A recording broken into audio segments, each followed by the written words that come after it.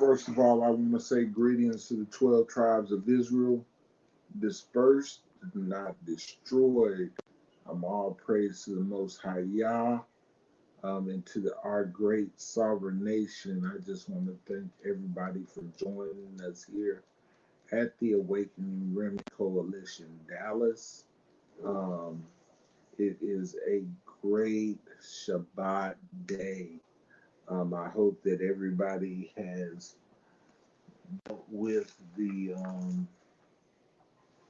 propaganda, which we call these holidays that have just passed, and we've had to subject ourselves to or be surrounded with. It has been somewhat of a trying time, like it always is. But I take all pleasure and pride and all joy in the Most High, knowing that it is by our faith that we are healed, that we are redeemed, and that we, as Israel, will make it into His kingdom. Um, so I know we've been covering Genesis. I know we've been in Genesis chapter 1 for the last few weeks, and I want to tell everybody that I'm sorry that this is going to take a curve, but I got to give you a little bit of a backstory first. Talking to some of my coworkers on today, and there's a lot of people that have questions, and understanding what this ministry is about. This ministry is about waking up Jacob, and enlightening the people that are lost and that are trapped in this world system. To know who they are according to biblical scripture, so that they will understand that no, you are not these bywords. You are not this people that you have been taught that you are all these years, but that you are the people of the book, that you are the chosen people of Israel. What's going on, DOD? What's going on, Miss Vales? Thank you for your contribution to the ministry. I wanted to tell you that um, it it is very important to me that we work on waking up Jacob first. And so when we have people who are out there that are trying to come into this knowledge of the truth, and are trying to break away from the social construct of what we call churchianity or Christianity or whatever you want to call it, it is my purpose as a teacher um, to actually bring them the knowledge that they need. Um, so as I wait on Brother Yosef to come on, I want to first welcome everybody once again to the Awakening Remnant Coalition, which is the ARC W. Um, it is our purpose once again to wake up those people who are asleep to who they are, who believe that they are descendants of slaves, not understanding that you are the descendants of Abraham or Abraham, Isaac, and Yaakov, or Abraham, Isaac, and Jacob. And so to show you biblically who you are and who you belong to is the sole purpose of this ministry. That way, in this, you will be able to make better decisions on how you go forward. It is only my job as a teacher to get the word out. It is not my job to persuade you in any way. I'm only going to lead you to scripture, um, because that is my purpose. Um, I am a firm believer in this. Paul plants, Apollo waters, but Yah brings the increase. And so, myself, Brother Yosef, Brother Malak, it's our purpose to plant these seeds, and hopefully these seeds are righteous seeds, so that they will turn forth good fruit. Um, those who don't know who I am, my name is Yemi'el ben Yahuda. I In my former life, I was a pastor, an apostle in the church, or bishop, whatever you want to call it. I had churches under me. I, I, I trained pastors. That's what I did until y'all woke me up and brought me in the truth. I have 20 years of ministry experience under my belt. This is not something that I think I know. This is not something that I guess I know. This is something that I've studied for years. It wasn't until he opened up my eyes. I feel like Rabbi Shaul or Paul, when he pulled the scales from my eyes and enlightened me on who I really was, and that there was a certain standard that Israel has to live under. Um, and so, coming out of these holidays or these holidays that we just celebrated, there's been a lot of questions. Why don't we keep these feasts? Why don't we do these things? Well, there's very specific reasons. For one, we are his chosen people. We are the people of the book. And as being people of the book, we are held to a standard. And because we are held to this standard, the Most High has given us feast days and given us set apart days that we are supposed to keep so that we can be in relationship with Him. This is not a religion. Greetings, Brother Malak. Shabbat Shalom. Um, and brother Malak, who is who I would say, of all the people that I've met in this walk, he is an expert of Hebraic law or I would call Hebraic law. And this brother right here is sharp as two nails and a couple of arrows and a few box cutters and knives. Great race. So I'm glad that you're here, brother brother Yosef. I sent you the link. Come on up. What I'm gonna do going into this, um, I'm gonna let my brothers introduce themselves first. Then we're going to go into. I want to start at Genesis chapter 10 because we got to start at what we call the table of nations. I'm going to point a couple of things out in the table of nations. Then we're going to move into Malak. Yes, sir. Yes, sir. Yes, sir. Malak. Yes, sir. Yes. I'm going to need your help in this. I need you and Joe's help in this. You and Yosef's help in this quite a bit today. I know which way I'm going to go with it, but I'm going to need you to guide me scripturally in a lot of this, because we got to show them exactly in scripture, how do you know you are the people of the book? I know Deuteronomy 28 is the telltale signs, but we can go to Zephaniah chapter 3 and show them that we were in West Africa. We can go through all those scriptures, but I need them to see the characteristic Hebrew, because you got to understand the Hebrew people, the Hebrew Israelite from the days of Moshe, from the days of Abraham, were a mixed race people. Yosef, can you get on the link? I sent you the link. I texted to you. So check your text messages. So this is why we don't look like Hamites. We've bred with Hamites. We have their coloration. Oh Lord, hold on, y'all. Somebody send me a text.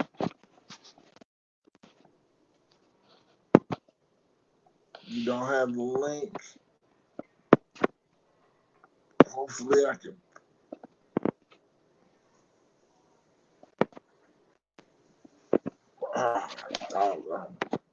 Okay, I'm gonna drop the link.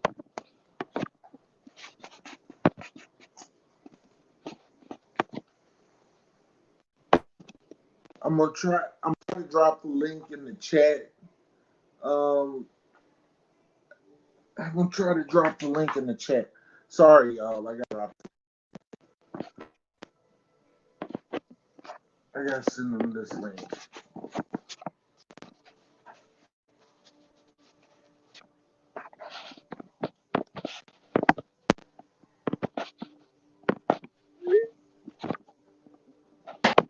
Okay. I know I sent him that link this morning. He said he didn't get it. Yeah, we all getting old around here. So I got to show how do you know you're an Israelite? How do you know you're Hebrew? How do you know that you're a descendant of Shem? This is important because when you figure this out, you'll also understand that there are certain things you have to do, certain qualities, certain rules and judgments that you have to keep. And by keeping these put you in the position to be redeemed and make it into the kingdom. It's and only by keeping them. Understand that the world's purpose has been to get you away from them so that you can be lost with them. They don't want Yah's order. They don't want Yah's laws, and they do not want Yah's dominion over them. This is why you are in the position that you're in right now. One of the reasons why. The other reason why is because we're hard-headed, we're stiff-necked, and we don't listen. And we have a problem with obeying what the Father has told us to do. So these are some of the reasons. I dropped a link. Joseph, I text you the link. Can you, Malak, can you text Joseph the link? Yeah, let me see something. Oh, you on your phone? I'm gonna do it like I thought you was on your computer. No, I'm on my phone, man. I'm on my phone. I'm about to put it out. All right, y'all. So, who is the children of Israel, and what is our purpose? Well, we had to go back to Genesis, and understanding Genesis, you'll understand why Yah placed us here. Yah placed us here to rule and to govern over this earth. Shabbat Shalom, my king. He put a certain people over a certain territory to rule and to govern over it. That's our sole purpose. Are his priest. He is our king. He is our Elohim. Elohim meaning that he is our higher power. He is our creator.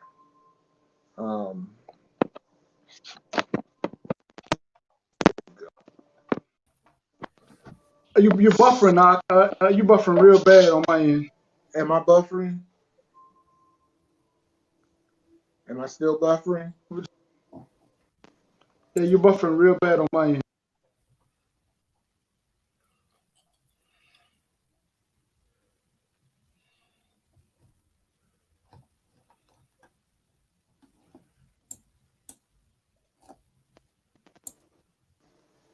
Okay, I'm back.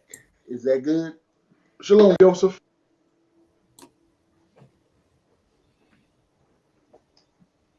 Is that better? Shalom.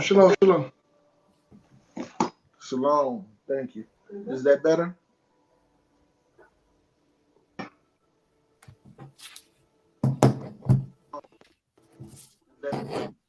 You know what I'm gonna do? I'm gonna turn on the volume on my phone, and I'm gonna try to use. Do you hear any feedback? You know what I'm gonna do? I'm gonna turn on the volume on my phone. Yeah, I can hear feedback. Okay. Do you have YouTube on? Malak, do you have YouTube on? You may need to mute YouTube if you have it on. Hold on. Let me try one more thing. Let me try one more thing. Hold on. These technical difficulties real quick. It may be where I'm located at, which is weird.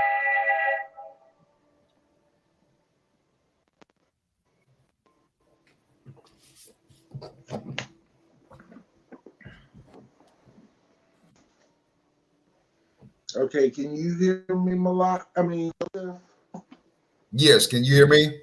yes, we're good on my end. Okay. Y'all excuse Malak. He lives near a large body of water.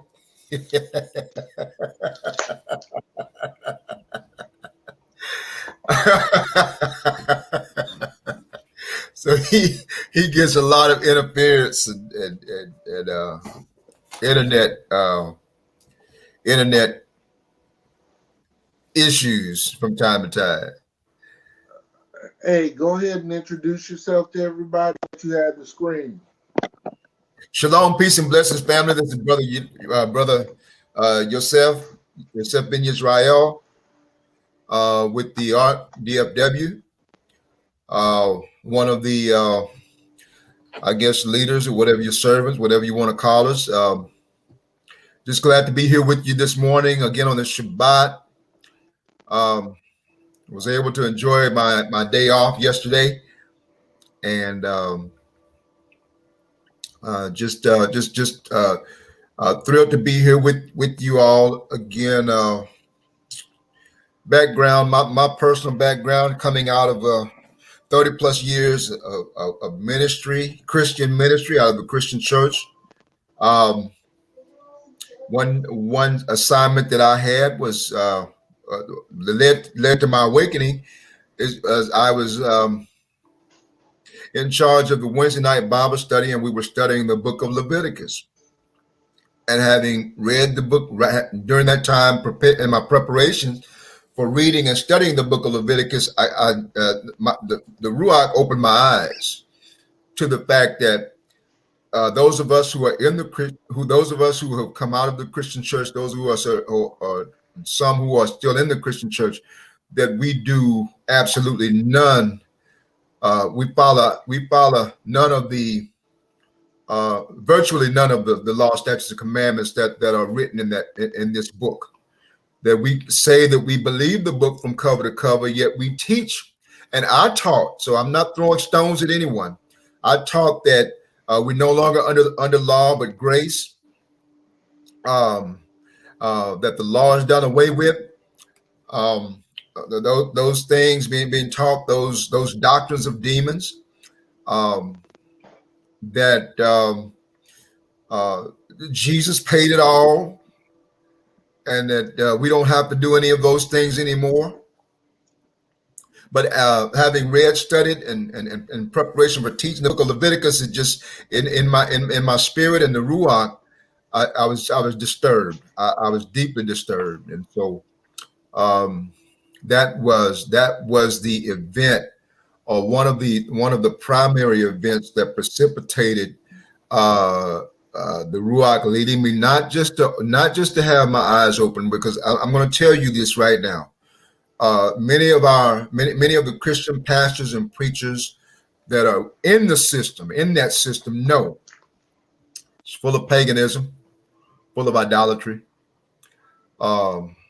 lawlessness, and yet it's very difficult to walk away from the perks and privileges, associations, and the benefits of ministry. Ministry is big business, and they pay very well for those who are in that system. And so it was one thing to have my eyes open, but it was quite another thing to walk away, just walk away from that environment. And so just by way of introduction, again, that's been almost 10 years ago. Also, I want to let you all know that, again, Brother Malak was the one that shared the truth with me.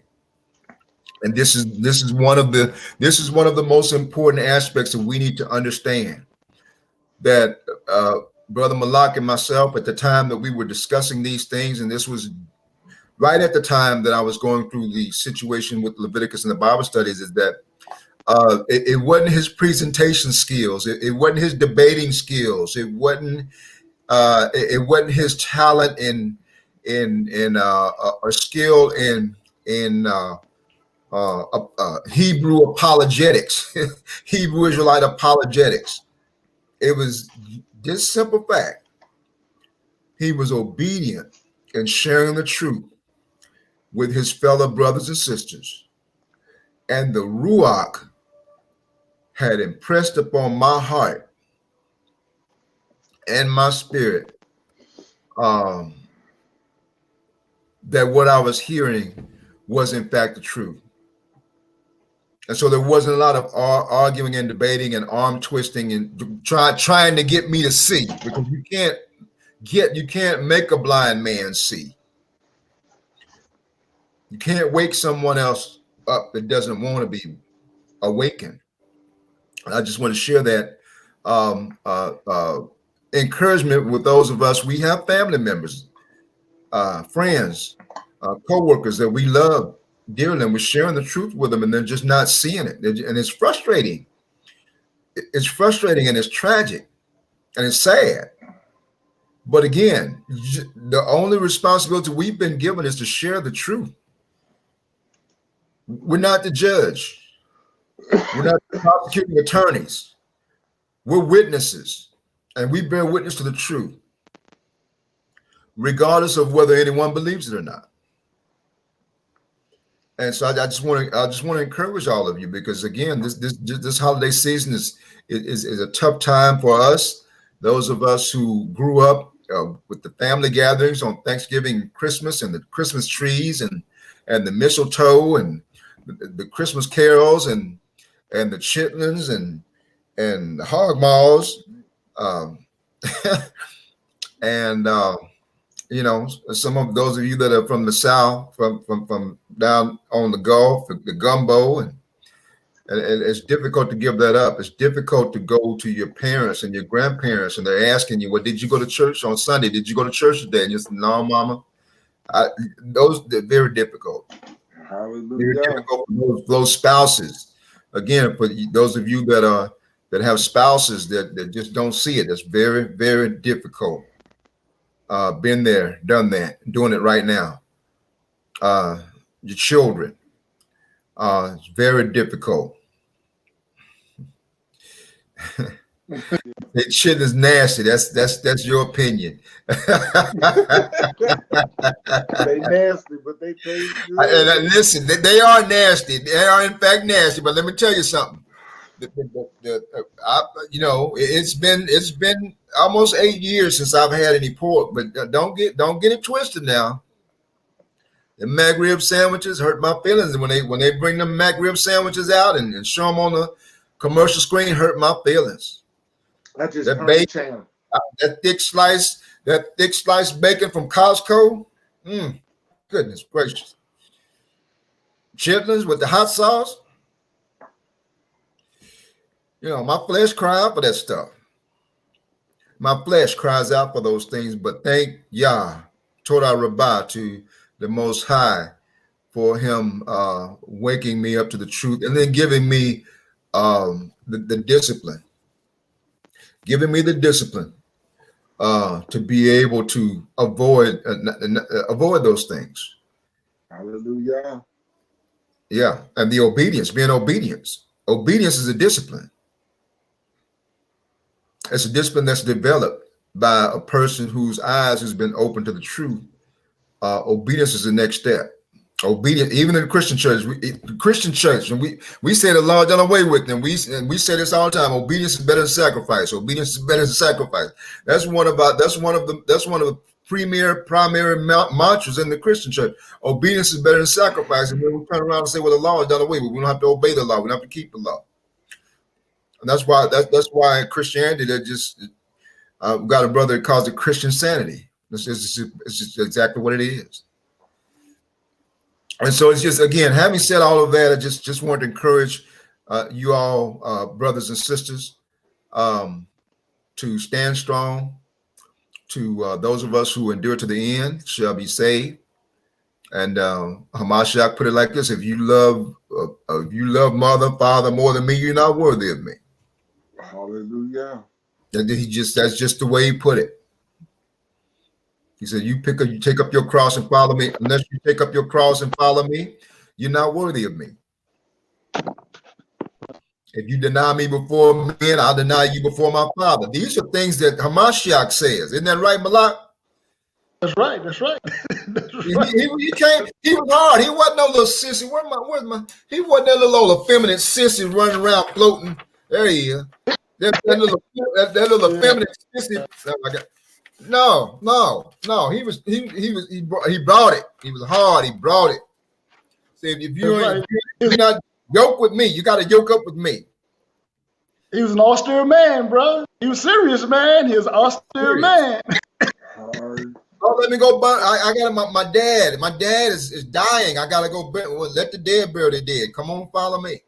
Hallelujah. That's right.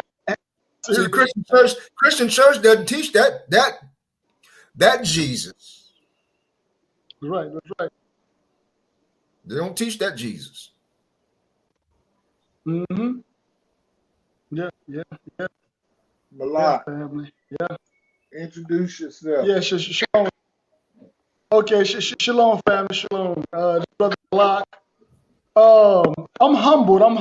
Not just to where we at right now, but I'm humbled because when I listen to these two brothers' testimony and where they come from in organized religion, that shows you that these brothers are truly men of the Most High. Because like Brother Joseph said, and I know Brother Yemi'el would say the same thing, to give up what they have been taught in seminary school and to come to Torah and teach the word of the Most High is a test of their loyalty to the word of the Most High. You know, this walk is not for everybody. It's not.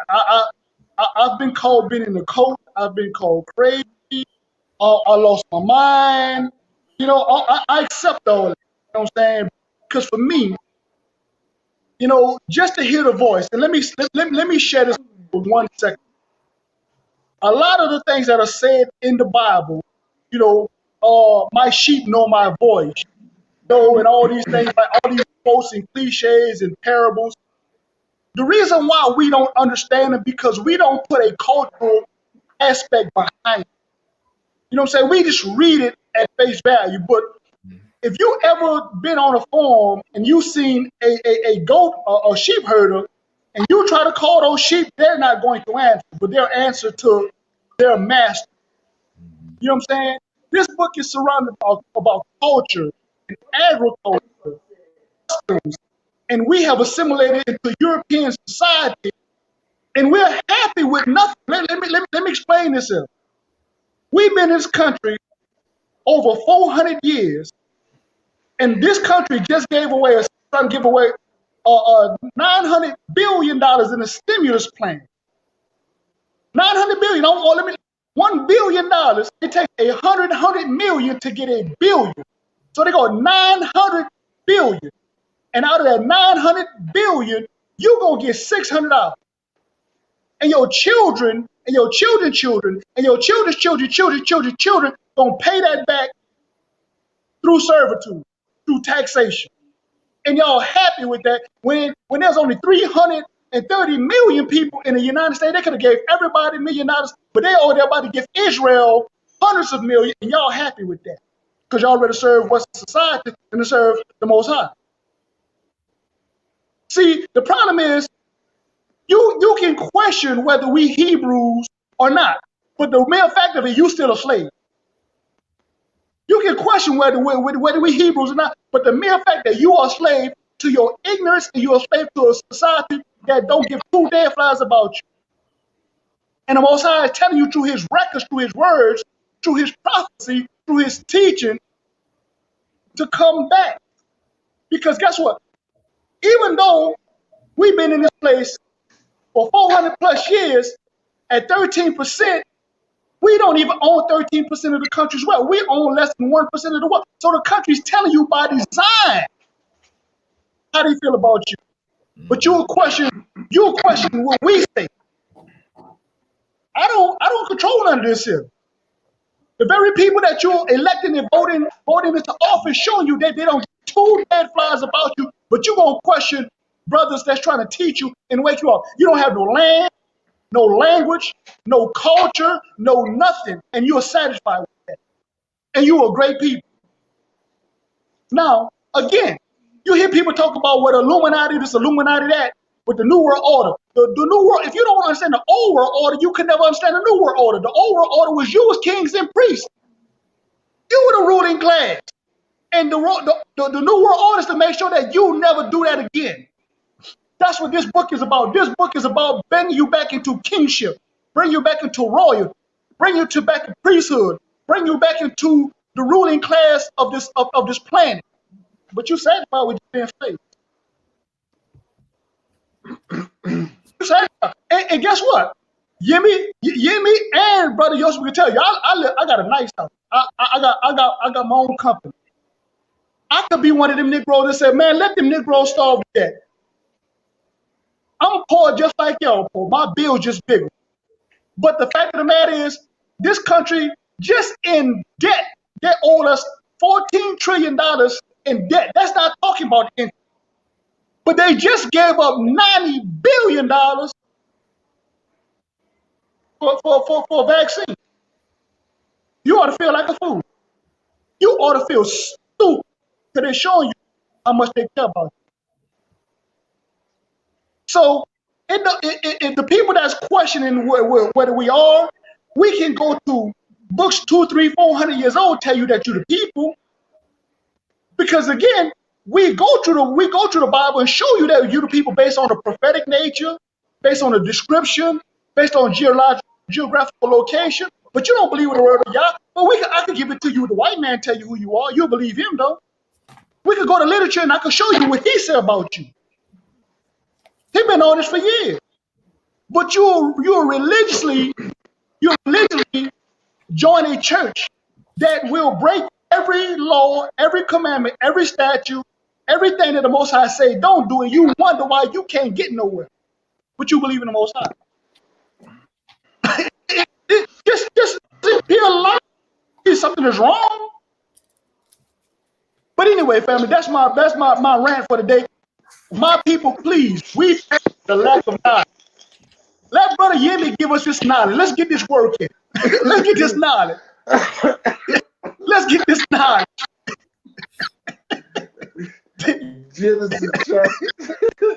Genesis chapter 10.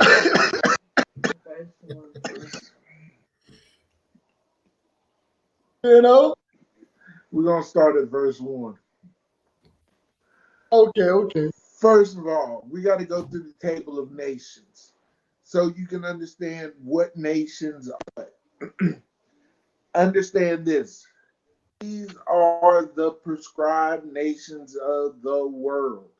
These are all the nations that are recognized by the Father. These are not all of the tribes that are recognized, but all of the nations. And explain to you what this means. Each nation has a progenitor. It's going to show you the progenitor of the nation. And each nation from there breaks down into tribal units or tribal blocks. Knowing this, it's going to line you up to where you belong, okay? So we're going to take you slow. We're going to use different names. When you hear the word Hamashiach or Yeshua, Hamashiach, we're talking about the person that you would call Jesus We don't tend to use that name because we understand as Hebrewites there wasn't a J until 400 years ago. So we call him by his real name. The word Ruach HaKodesh, that set aside spirit or the Holy Spirit, what you would call it. When we talk about the Father, we'll call him the Father, we'll call him Yah, call him Yahuwah, we'll call him Elohim, the Creator. We just got to get people on page because I know we got new listeners today. So I do with this because I know we got new listeners. So let's go to Genesis chapter 10, verse 1. Let's just go ahead and read through. I want you to read all the way up. Jimmy, let me say this. Go ahead. Let me say this right fast, Jimmy. There's a delay because there's a buffer on my phone, so I'm gonna be listening through the internet. Okay, no problem. Okay, cool. Okay, so when we get to Japheth, which it's going to start with Japheth, I want you to go away to Ashkenaz because I got to prove a point, and then we'll keep going. Okay, okay, Joseph. Mm-hmm. All right, go ahead. Genesis chapter 10. Now these are the generations of the sons of Noah: Shem, Ham, and Japheth. And unto them were sons born after the flood. The sons of Japheth: Gomer, and Magog, and Madai, and Javan, and Tubal, and Meshech, and Tiras. And the sons of Gomer: Ashkenaz, and Rephath, and Togarmah. Okay, so when you see the word Ashkenaz in the Bible, Ashkenaz is where the modern day Jews get their name. The so-called Jews or the Jewish people. They call themselves Ashkenazi, Ashkenazim. This comes from the word Ashkenaz, which really in Hebrew is German. Okay? Mm-hmm. Know this. You cannot be Shemitic and be from the seed of Japheth. You're Japhite. You're not a Shemite. Okay? So this right here in the beginning discredits the fact that the so-called Jewish people are the so-called Jewish people that are occupying our land, occupying Israel, and are in control of everything from money to media to pharmaceuticals to insurance. All of these folks, these Ashkenazim, are not the people of. Matter of fact, they are the people who enlarge our tents. Go ahead, Okay.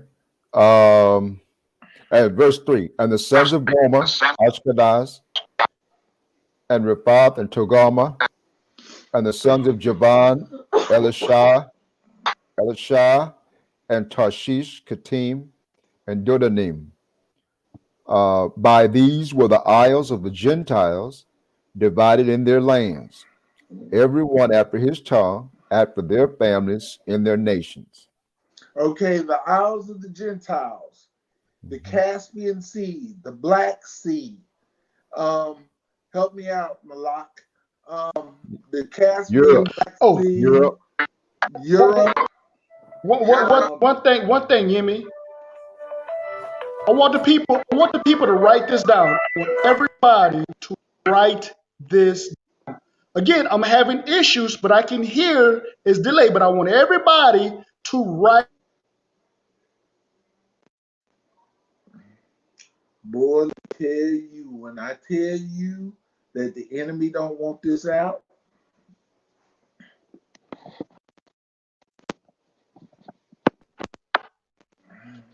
Okay. Okay. The name of this book, I want everybody to write this book down. A Treatise on Physical Geography, comprised with hydrogeny, geognosy, geology, and meteorology. If you didn't hear it, please go back and play it. And I want you to go to page 296. 296. And I'm just going to read a little sentence. We read a little sentence to edify what Brother Yemi is saying and what Brother Joseph just read. This is what this book was written in. Let me get it. Let me get it right fast. Let me get it. This book was written in 1850. This book was written in 1850. And I'm gonna read just a little sentence. We must insist that the great Indo-Atlantic Atlantic family, my bad, Atlantic family, otherwise called Indo-European, right? Indo-German or Japhetic. Or Japhetic. So this is a source outside of the Bible to edify what Brother Yemi just said. And what Brother Joseph just said. So because remember, our people, when we tell them in the Bible, they can't see it. So we go into a source outside the Bible to tell them who they are as well. You know what I'm saying? Let me add. Also, We say? Also, the book, The 13th Tribe, by That's right. What is it, by Arthur Kessler? Mm-hmm. Arthur Kessler, the 13th tribe. Yes, sir. Write that down, The 13th Tribe. You can get it on audiobook because that's where I got it. I listened to it quite a bit. The 13th Tribe is going to help you out immensely to know that these people that consider themselves to be Jews are Khazars, and they are converts to our faith. They are not, once again, they are not the seed of Japheth. I mean, not the seed of Shem, right, but are the seed of Japheth. Go ahead. What were you about to say? Yes, another source. Now, the Ashkenazim, the Ashkenazi Jews use a term that causes everyone to back up off of them. Anytime you say anything about them, they use this term, anti-Semitic. Listen, brothers and sisters, arm yourself with knowledge. Another outside source, the dictionary. Look up the word Semitic. And when you look up the word Semitic, it will talk about how the Semitic people are an Afro-Asiatic people. Afro-Asiatic means that they are from Eastern Africa. And Western Asia. And Western Asia. When they say Western Asia, or when the Christian church says Asia Minor, they're talking about Afro-Asiatic people, Semitic people. So when you run into an Ashkenazim, or a Jewish person, and they call you anti-Semitic, and this is, again, do your own research. This is what Brother Malak told me, and this is exactly what I did. So when they call you anti-Semitic, you can tell them with all authority and confidence that the Semitic people are Afro-Asiatic. You've got three brothers on here that have three different skin tones. All of the skin tones and variations thereof were Afro-Asiatic people. This was Afro-Asiatic people look like. Woolly hair, bronze to brown to dark skin. So a Semite, you are the Semites. And those of you that are what they call African American or Afro American or Negro or colored or all of these names they have for us that they've changed out, they change names every 5 or 10 years. You're Semitic. It's a fact. Simple dictionary search will cause you will help us to be able to combat the lie. This is what we're angry at. We're not angry at individuals because we don't wrestle against flesh and blood. We wrestle against doctrine. We wrestle against the lies and doctrines of demons and the deception. That's what we're angry about. So if we come across as angry or passionate or hot under the collar, it's not about an individual. It's about the lies and the deception and the doctrines that have been given to us, whereby we have lost our language, our land, our history, our heritage, our culture, our customs. I was explaining to some ladies this morning, the great thing about Yah is this. Our culture is embedded in our DNA. Nobody functions like us. I was trying to explain to them that we do not really operate off of emotions. Emotions to us is a Western concept. We operate off of functionality. Either it's functional or it's dysfunctional.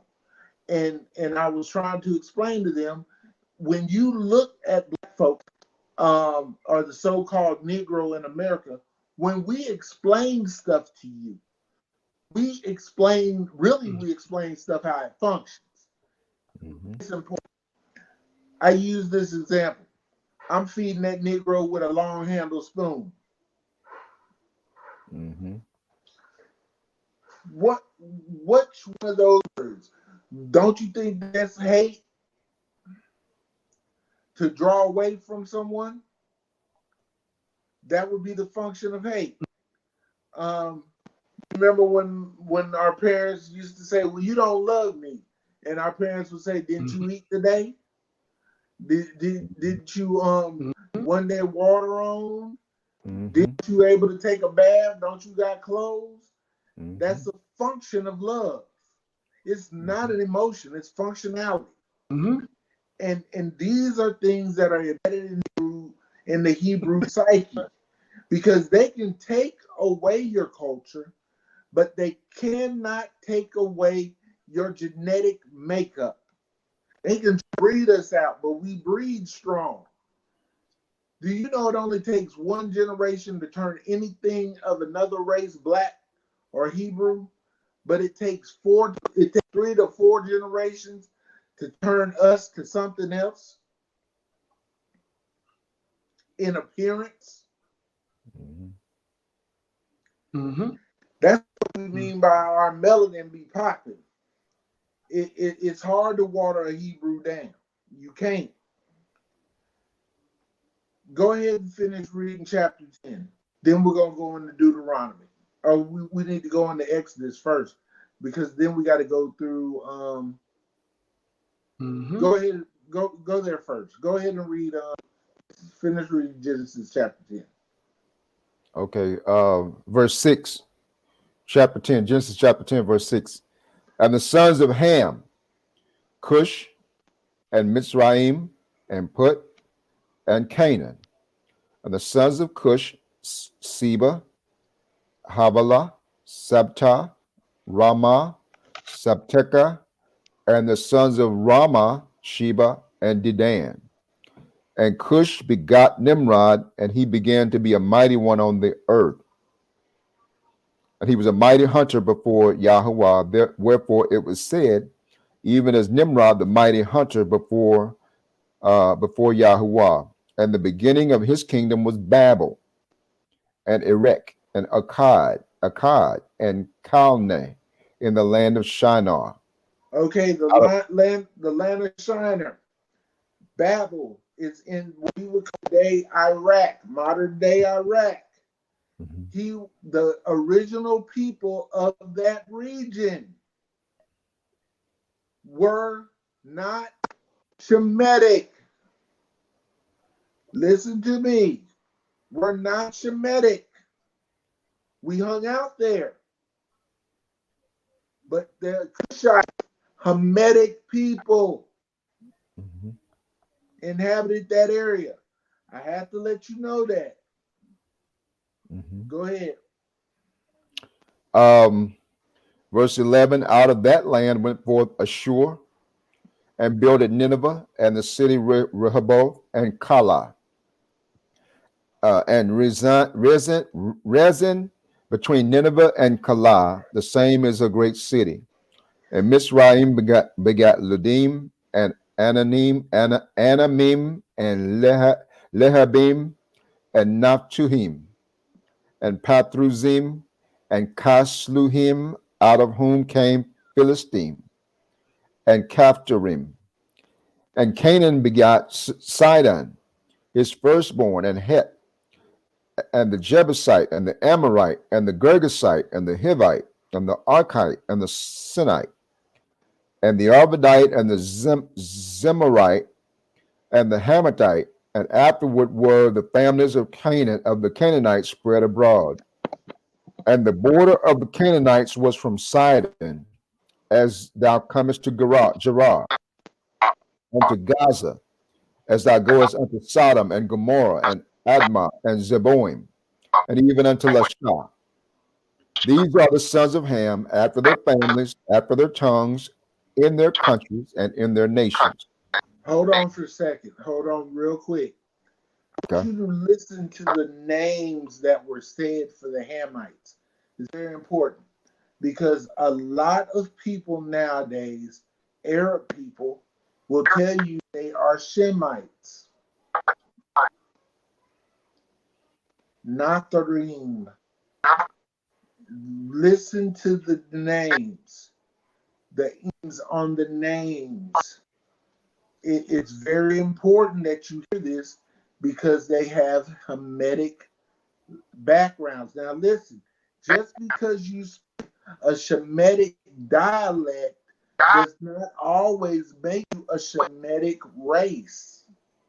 You just speak a Shemitic dialect. Sister Vales, breeding out a race. Okay, whatever the father is what the seed is. So if I have a child white woman, which will never happen again. If I have a child with a white woman and I have a son and he marries a white woman, that child is still considered a Hebrew because whatever the father is, so is the child. That's why it was important for us as Hebrews not to let our daughters marry out of the race.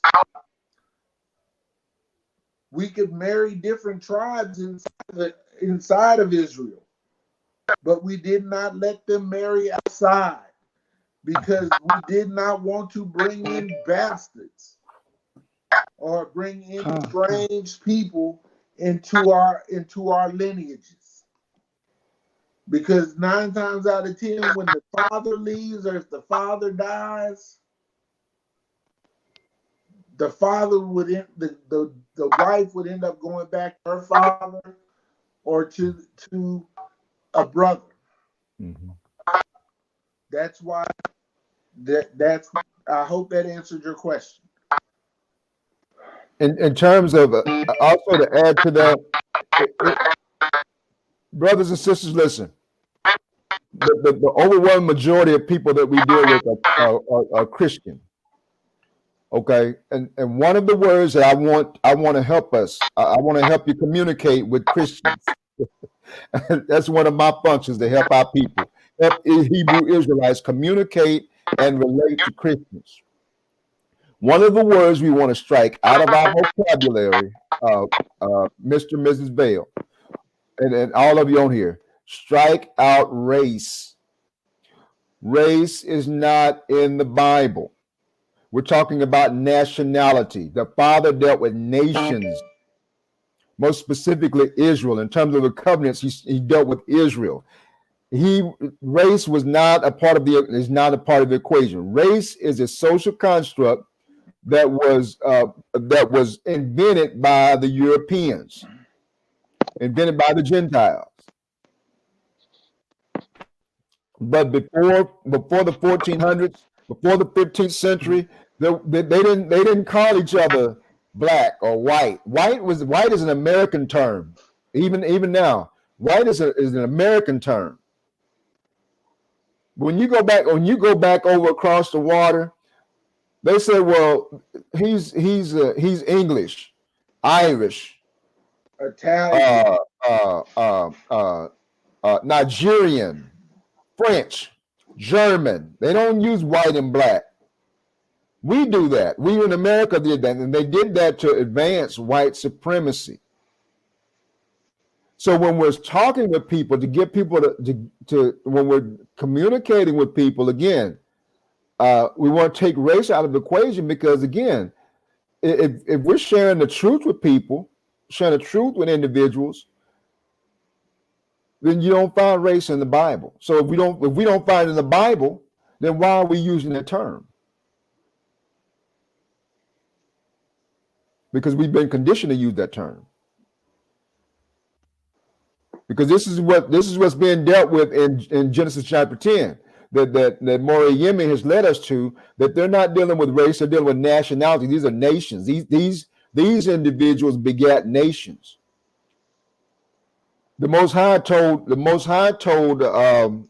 Rebecca, is that Rebecca, about Esau and Jacob.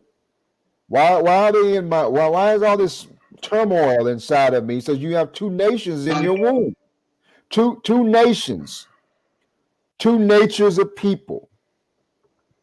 So the Father doesn't see race. The Father sees nationality. From a physical standpoint, to help us to understand the seed. If you plant corn in America, you're gonna get corn. If you plant corn in France, you're gonna get corn. If you plant corn in Russia, what are you gonna get? You're gonna get corn. So whatever seed, the thing is, whether it's a plant, an animal, or a human, the seed determines what that entity is, or what that individual is, or what species, or the seed determines the species or the nationality. It's a seed. To I guess to more specifically address that question about race, and so we're reading here through chapter 10. These are nations. These are names of nations, names of people, names of men, names of sons and seed that represent different nations or different nationalities. go ahead. So I believe I'm at verse 21, if I'm not mistaken. I'm at Shem. Okay. Unto Shem also, the father of all the children of Eber, the brother of Japheth, the elder, even to him were children born. The children of Shem are Elam, Ashur, Arphaxad, Lud, and Aram. And the children of Aram, Uz, Hol, Gether, and Mash. And Arphaxad begat Salah, and Salah begat Eber. And unto Eber were born two sons. The name of one was Peleg, for in his days was the earth divided. And his brother's name was Joktan. And Joktan begat Almodad, and Shaleth, and Hazarmaveth,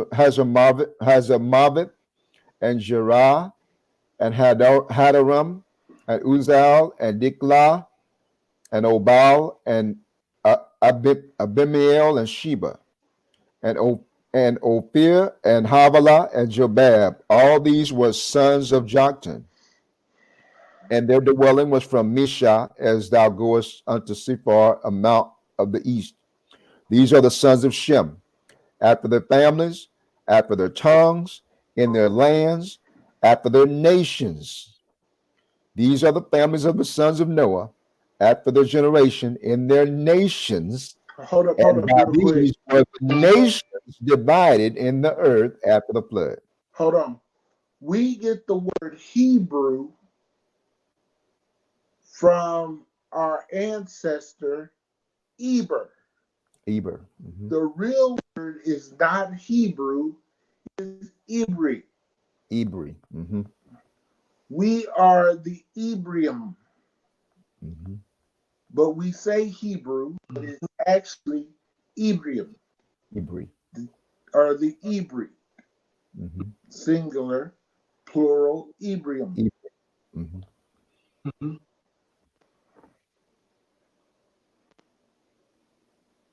Yeah, that's what I'm thinking. That's what I'm thinking, Pangea. That's what I'm thinking, Sister Vale. That's exactly what I was thinking. Go ahead. That was the end of chapter 10. Okay, so now we got to go into 11 so you can see who. Okay, so we already went through Noah's. Did we go through Noah's sons? Mm-hmm. Shem, Ham, and Japheth. Okay, so now we got to go to we got to go into Exodus. I think it is chapter 1.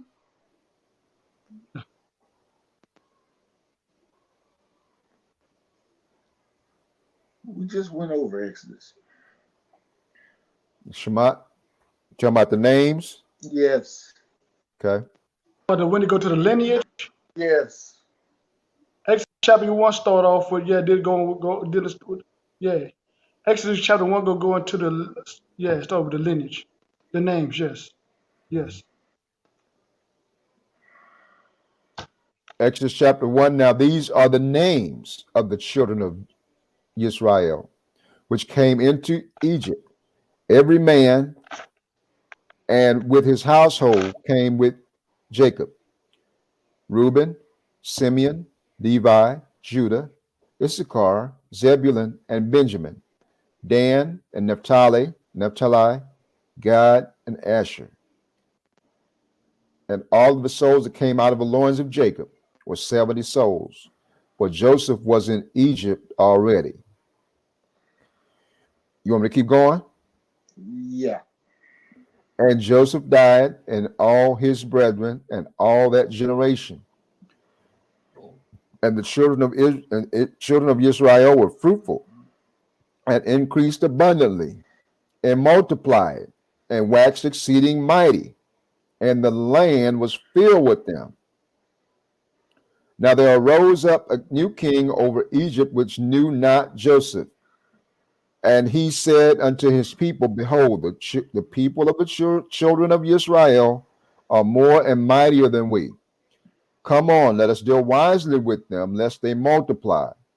And it come to pass that when there falleth out any war, they join also unto our enemies and fight against us, and so get them up out of the land. Okay. So fear of us growing and multiplying was not the problem. The problem was they feared that because of how they maybe did, that if a war arose, we would pick sides. I want you to understand that same fear still exists. Mm-hmm. Mm-hmm. That same fear Same still fear. exists today. Yes. This is why our captivity, they arm the police like they arm the military, Mm-hmm. because their biggest fear is that we figure out who we are and there's an uprising.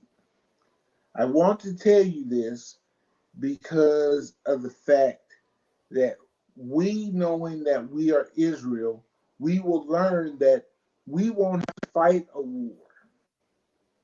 It is not our battle to fight. The scripture says the battle is not yours, it is Yahuwah's. Why does it say this?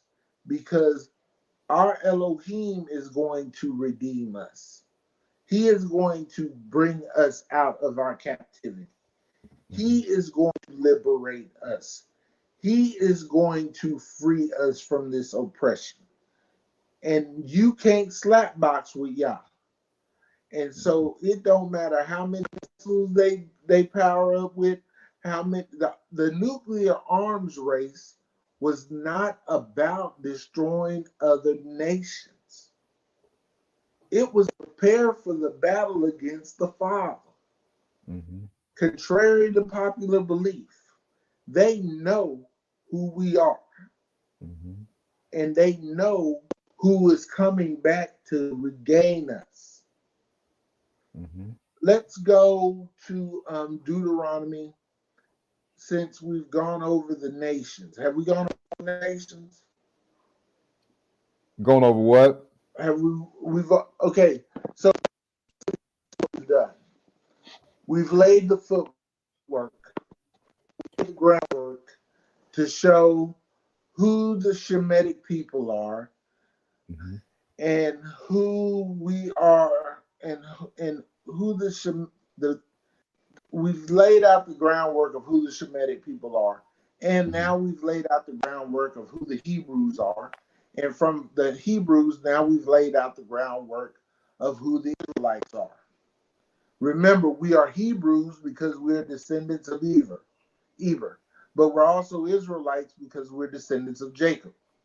Now, a lot of people are going to say, well, how do you know that you are a descendant of Eber or from Jacob?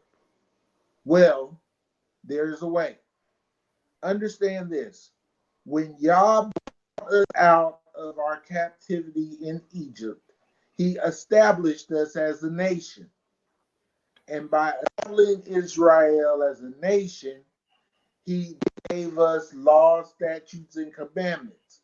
But as we understand from those who have been watching the Genesis series, we understand that our Elohim understood this, and there were, because we went into covenant relationship with him, there was also gifts and curses connected to our covenant relationship with the Father. So because we broke our end of the bargain, we now suffer under the curses. Mm-hmm. This Israel has been through 7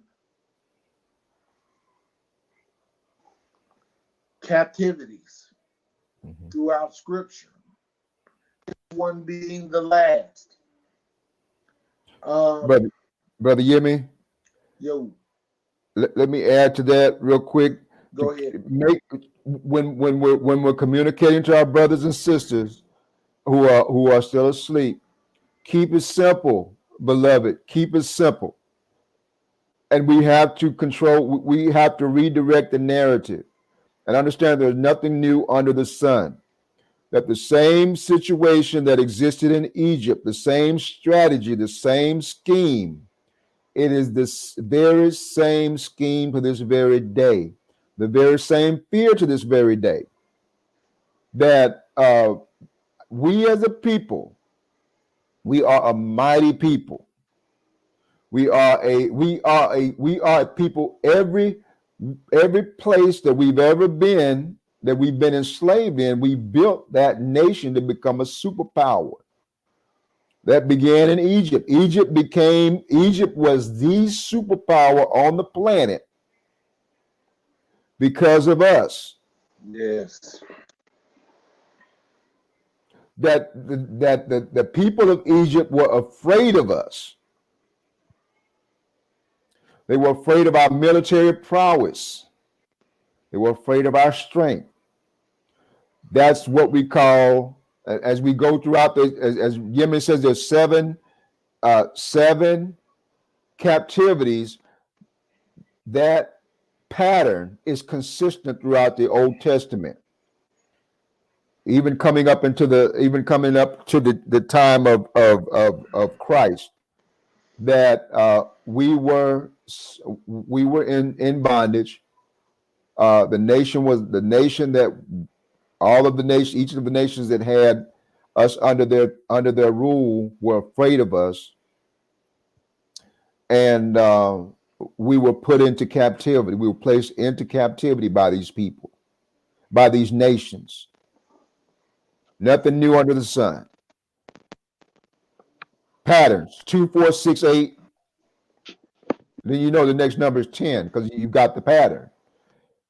And so the pattern in the scriptures, the pattern especially in what we call the Old Testament, the pattern is, not was, the pattern is Yah's people, whom he has called to himself, disobeyed or turned away from the covenant. As a result of the disobedience and turning away from the covenant, they went into captivity. That is the pattern. So why are we here today in our captivity, in the land of our captivity? For the very same reason. We turned away. That's the pattern, brothers and sisters. So when you're dealing with people who are asleep or in the truth who want to argue, debate, just cut it down. It's a pattern. It's a pattern. What's the pattern? Who fits the pattern? And they're asking, let them answer the question. Who fits that pattern that we're in today? What people group fits this pattern? Let them answer the question. If they're honest and they answer the question the way it's presented in the scripture, then we can continue the conversation. But if they don't want to see the pattern, you're wasting your time. Brother Yemi? Okay, so Deuteronomy 28, starting at 15. I would start at Deuteronomy 20, verse 1, but we already know what the blessings are. You be blessed in the city, blessed in the field. You be the head, not the tail. All these good things, all the great things. You won't suffer. You won't. Those are you already know that because you done heard it in church. What you haven't heard in church is the curses. Right. And the reason why you ain't heard these curses in church, and as a former pastor myself, I'll tell you why you ain't heard the curses. Because we never read them.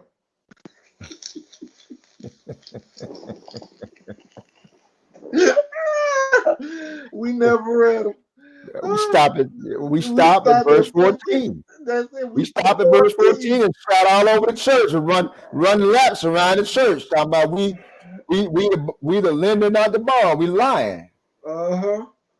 Because the building that we're sitting inside of, the bank on that building. Thank you. We paying the mortgage. We are running around that building talking about we the lender, not the borrower. We lying.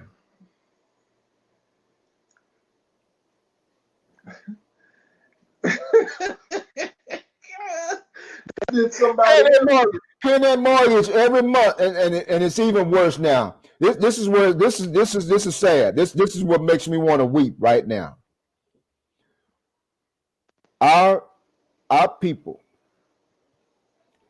my fellow brothers in ministry, taking these PPP loans from the government. So there's no more separation of church and state. I mean, there's never really been. When you register your church with a 501c3, you become property of the state. Of the state. Every 501c3 organization, church, had to register with the state, with whatever state you're in, Texas, Oklahoma. You apply for that 501c3, you become a property of the state, and the state dictates and determines what you can say and what you cannot say, what you can teach and what you cannot teach. But then add insult to injury. These PPP loans, as long as you owe that loan as a church to the government, you have placed yourself under another restriction.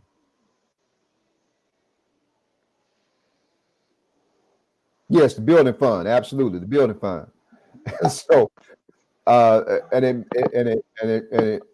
it's sad. And ain't bought a doorknob.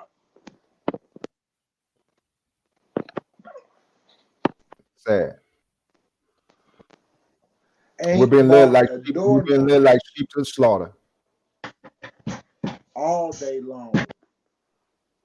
So when we go into Deuteronomy 28, we'll have to break this down. Now listen closely.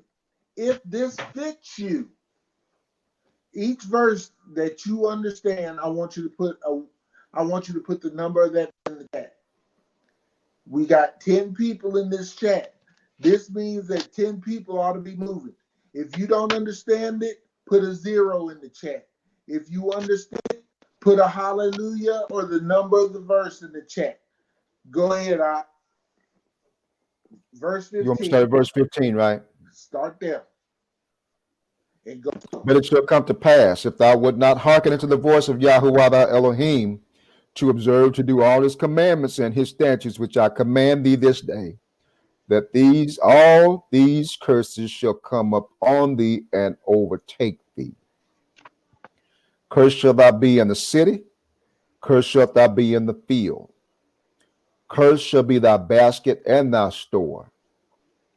Cursed shall be the fruit of thy body, and the fruit of thy land, and the increase of thy kind, that's cattle, and the flocks of thy sheep. Cursed shalt thou be when thou comest in, and cursed shalt thou be when thou goest out. I'm at verse 20. The Yahweh shall send upon thee cursing, vexation, and rebuke in all that thou settest thy hand unto for to do, until thou be destroyed, and until thou perish quickly, because of the wickedness of thy doings, whereby thou hast forsaken me. Hold on for a second. Who dies faster than any other race of people in the world? Who has I want you to listen. As a nation, we suffer from more disease, diabetes, heart disease. I mean, we can go on and on and on for days. Who suffers from these? We do. We perish faster than they do. Next, go ahead. I might have to stop you after each one since we ain't Okay. getting no participation. Okay, verse 21. Yahweh shall make the pestilence cleave unto thee, until he have consumed thee from off the land, whither thou goest to possess it. Hold on. The pestilence, there will be a curse or diseases that will consume you off of your land. Wherever you go to claim this land, you will be cursed off of it. Everywhere that we've went, we haven't stayed. And if we have, we don't own anything. That's a curse. Think about back in the day when we sharecropped. Pestilence don't always mean disease. It means a reordering of things. Remember, I told you the word for pestilence in Hebrew is debar. It's the same word that is used, it's the same word as word. And it means to reorder or to scramble and to put back into order.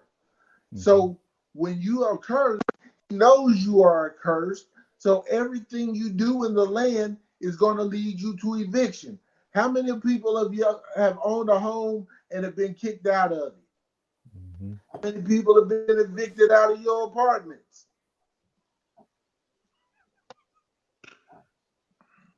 Go ahead, next. 22. And Yahweh shall smite thee with a consumption, and with a fever, and with an inflammation, and with an extreme burning, and with the sword, and with blasting, and with mildew, and they shall pursue thee until thou perish. Hold on. The consumption, that means a cough, tightness in your chest, with the inflammation. How many times have you woke up? I know I was famous for this. My dad used to wake up every morning hawking.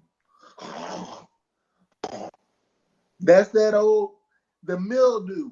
Have you ever had that back when you get fat and you get this you are sweating in places you ain't got to sweat and it'll cause you to have a little tangy smell or your belly button will be nasty. That's that mildew. Go ahead, let's go. Shoot, I'm gonna hit him. 23, and thy heaven that is over thee, over thy head shall be brass, and the earth that is under thee shall be iron. Jail. And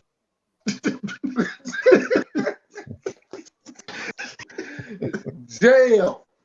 That's all I'm gonna say.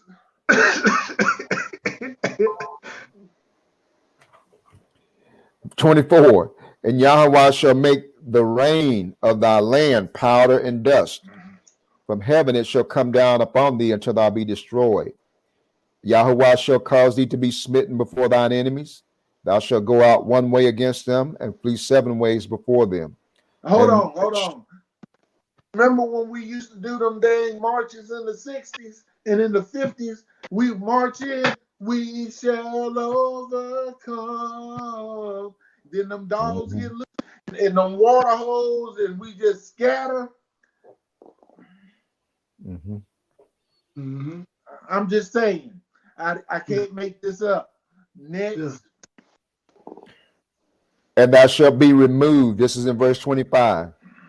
And thou shalt be removed into all the kingdoms of the earth. Black people. No matter where you go at, you're gonna find some Negroes. And they didn't get there on vacation. Thank you. Even in Russia. That's right. You don't think there's no Negroes in Russia? Oh yeah, there's Negroes in Russia. That's right. Next. And thy carcass, verse 26, and thy carcass shall be meat unto all fowls of the air, and unto the beasts of the earth, and no man shall fray them away. Hold on. Back in the day when we got hung or lynched, they would leave our bodies there for days till the birds ate off of us. Or even if we got lynched out in the country and just got left out there like Emmett Till. We can go on with this one for days. Ain't nothing new to us. Go ahead, next. Verse 27, and Yahweh will smite thee with the botch of Egypt, and with the emerods, and with the scab, and with the itch, whereof thou canst not be healed. I'm not going to even go into that, but y'all know what the itch is. Yeah. And Yahweh shall smite thee with madness, and blindness, and astonishment of heart.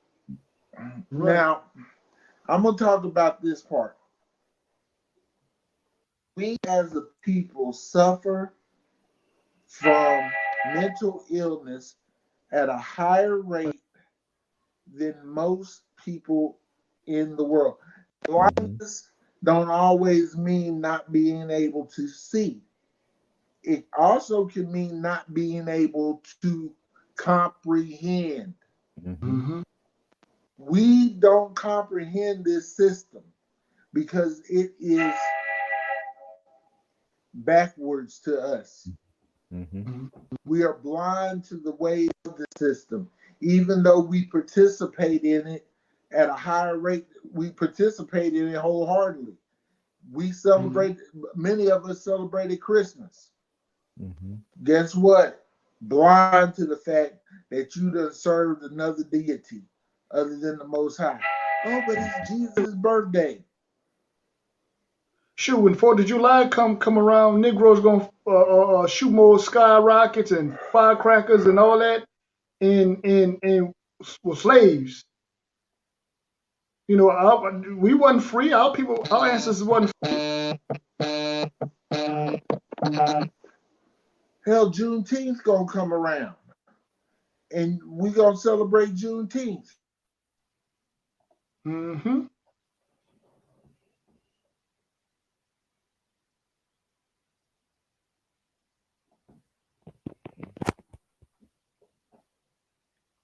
You muted, Yemi. You're muted. You're muted. Can't hear you, Yemi.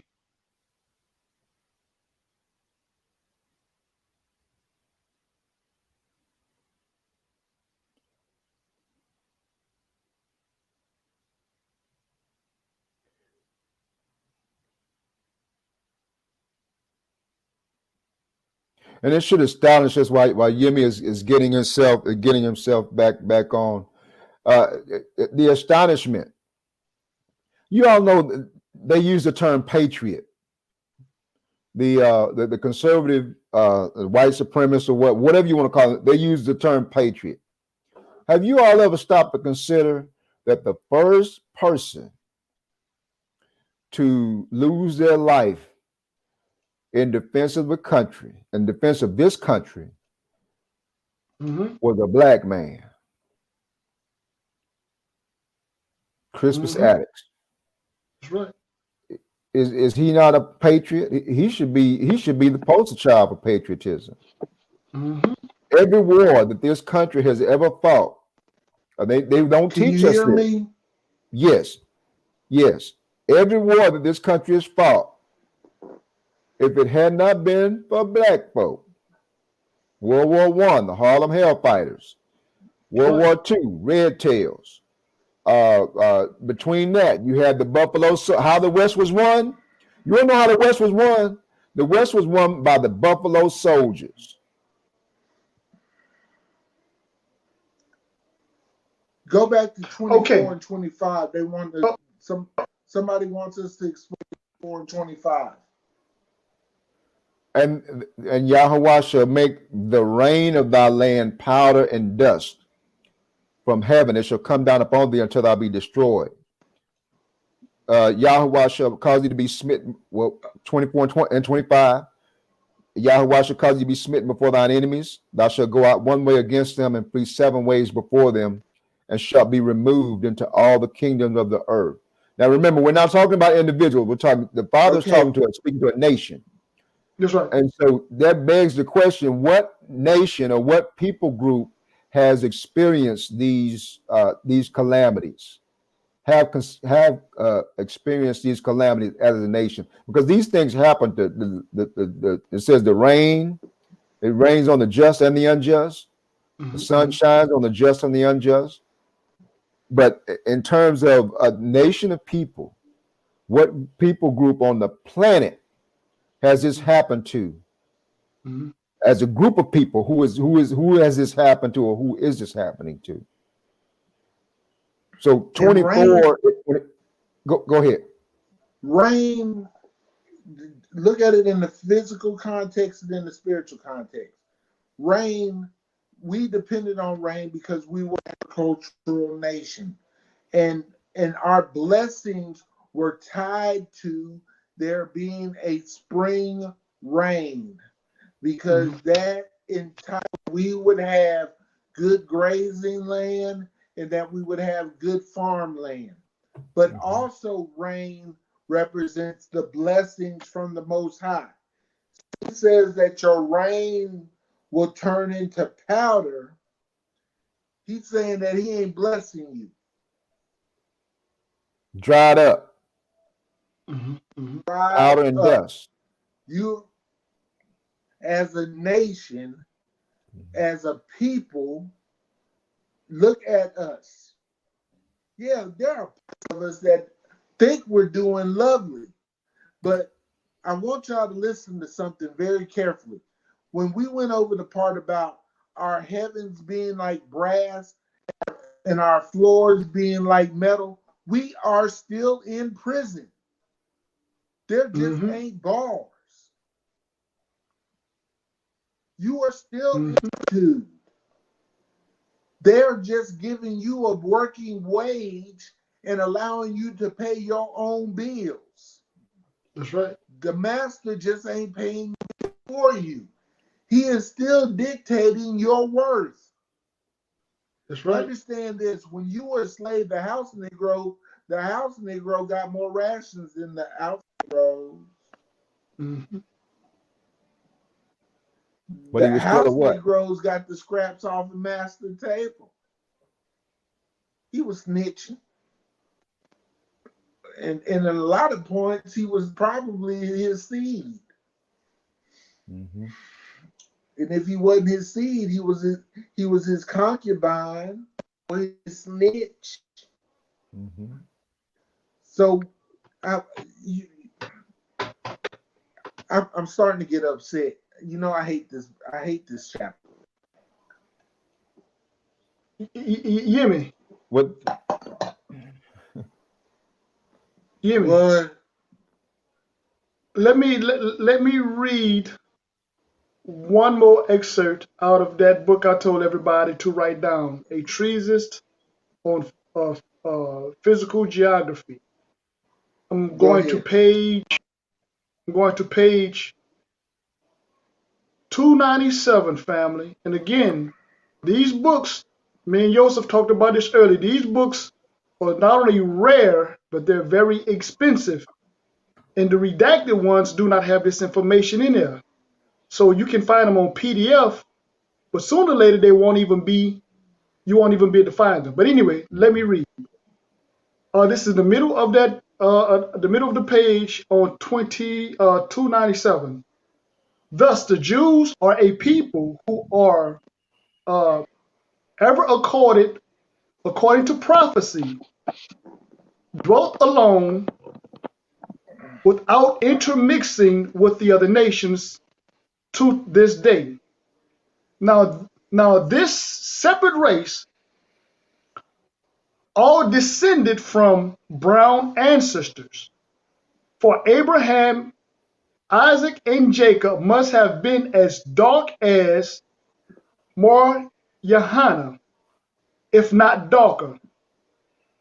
Exhibit every shade of color from the black Jews of Malabar. So letting know that the Jews were black, Mm-hmm. of whom we have such an interesting account by Dr. Claudius Buckham, right? Now I'm gonna jump down because there's some other stuff there that I have to go through and break that down for you later. But anyway, the Spanish Jew is always dark complexioned, and his hair is uniformly black as well, right? The various shades of color observed among the Negroes, listen family, observed amongst the Negroes or African race tend to be the same conclusion.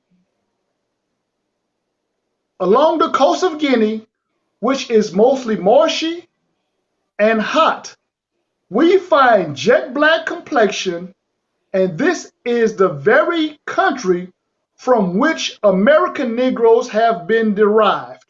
Letting you know, because that's where they dropped off the Jews over in Spain. That when they came out of Spain and Portugal, they was dropped off on the island of Saint Tome in Guinea off the west coast of Africa. And this is where the bulk of your slaves come from. Letting you know that these people know that the American Negroes are the Jews. Now, that's just one source, and there's many I can go get. There's just one. Babylon the Timbuktu. Robert, what is it? R.L. Windsor. Yeah, Rudolph R. Windsor, yes. Babylon the Timbuktu. Yeah, Rudolph R. Windsor. Must buy. Yes. And you can get it on audiobook. While y'all talking, I'm gonna get some. Go ahead. Finish talking. Go ahead, Joseph. Go ahead and explain. Where would you leave off at? We're talking about 25 and 24 and 25. Okay. Yeah, 24 and 25 as a nation. One of the plagues that came upon as a result of their disobedience was again a lack of rain. You all remember? Was it Malachi? Elijah?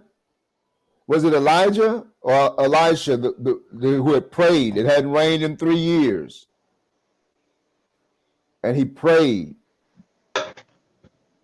And says Elijah. the Most High brought rain. See, that the lack of rain or the drought was a sign to us that we weren't operating under the covenant of the Most High. He stopped the rain, and that would cause this the sky to become like brass, and the earth to become like iron. Because again, when he opened up the windows of heaven, according to Genesis, during Noah's time, when he opened the windows of heaven, that's rain. In Malachi, the windows of heaven is not money, it ain't cars, it ain't houses. The windows of heaven represented rain, and it brought rain because we were people that were based on agriculture. Our crop and our livestock needed water, and so as long as we operate under the covenant, we've got the early and the latter rains. It allowed us to have a good harvest, allowed us to be able to irrigate our land and our crops, and to hydrate our livestock. We could always tell when we weren't walking under the covenant because the Father would stop the rain. Mm-hmm. And we'd end up running to Egypt for food and water, or to Egypt, or to the other nations, the heathen nations. And when we ran to them, every time we ran to them for assistance, we wound up becoming their slaves. Mm-hmm. Facts. Remember when the Most High told Isaac, he said, "Listen, I'm gonna dry everything up.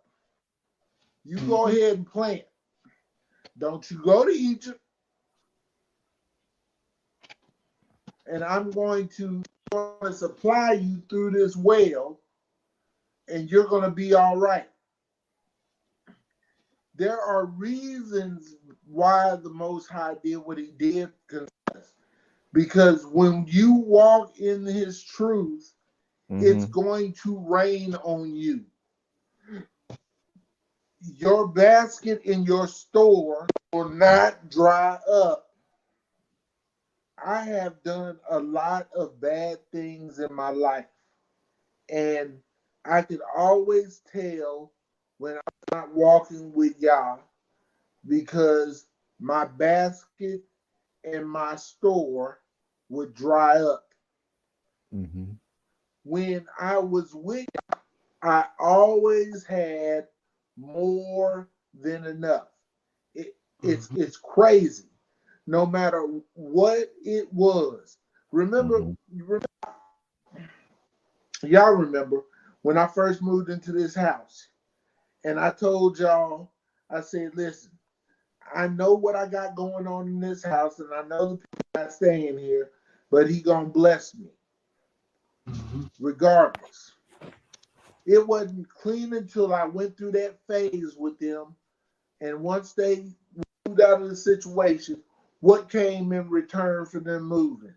That money that I had been waiting for. Yeah. For the whole time I was sitting there. This is how y'all works. When you walk with him and you do according to his law, statutes, and commandments, he's blessed you. It may not be on your schedule, but his whole purpose is to bless you because you are his. Don't no father want his seed to be walking around here looking raggedy. Go ahead, I. Yeah. So we addressed that. So we're going to skip back over to where we were, and that's verse 29. And thou shalt grope at noonday as the blind gropeth in the darkness, and thou shalt not prosper in thy ways. And thou shalt be only oppressed and spoiled evermore, and no man shall save thee or deliver thee. Thou shalt betroth a wife, Go, and another man shall lie with her. go ahead and explain that. That's just what happened Go to our ahead and people explain those during two verses, slavery, please. during our bondage. We didn't really have the only right. We didn't even have a right to get married unless the master, the slave master, said we had to go ask the slave master if I could marry. Can I marry Sue? Mm-hmm. And slave master would say, well, yeah, go ahead and marry Sue.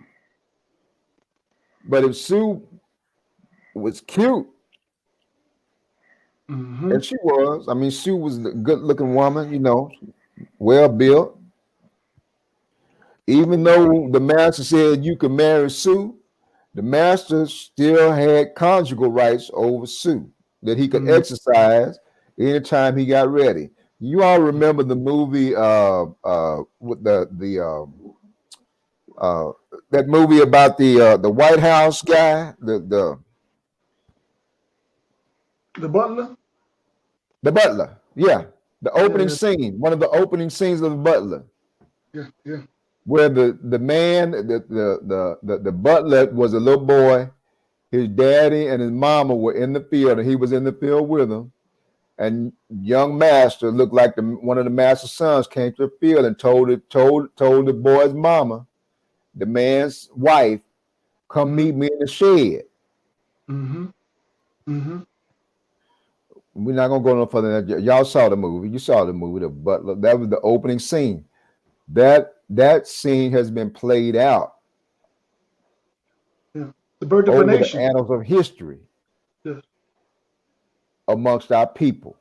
Mm-hmm. Thou shalt build a house, and thou shalt not dwell therein. Thou shalt plant a vineyard, and thou shalt not gather the grapes thereof. That's sharecropping. Thine ox shall be slain before thine eyes, and thou shalt not eat thereof. Thine ass shall be violently taken away from before thy face, and shall not be restored to thee. Thy sheep shall be given unto thine enemies, and thou shalt have none to rescue them. Verse 32, thy sons and thy daughters shall be given to another people, and thine eyes shall look and fail with longing for them all the day long, and there shall be no might in thine hand. Hey, that happens right now today with CPS. CPS. CPS come get them kids right now. They can come get them for anything. With anything. You can't do nothing. You know? Not a thing. And usually they give them to white folk. Mm-hmm. The fruit of thy land and all thy labors shall a nation which thou knowest not eat up. And thou shalt be only oppressed and are crushed always. Okay, so this part right here, a nation that you do not know. Understand this. Relations with several different nations as Israel. The Philistines and us spoke the same language. We both traveled. David and Solomon both had fleets of ships. So we traveled around the world. We knew every nation. It wasn't until the United States was formed, a nation that you did not would come in. They came and got us. We ain't know them. Mm-hmm. They was a whole different type of animal. Put them dogs out. Go ahead.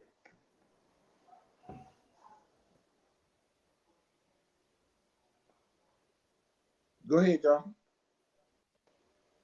So verse 34, so that thou shalt be mad for the sight of thine eyes, which thou shalt see. You see it right now. Verse 35, Yahweh shall smite thee in the knees, O Arthur, and in the leg,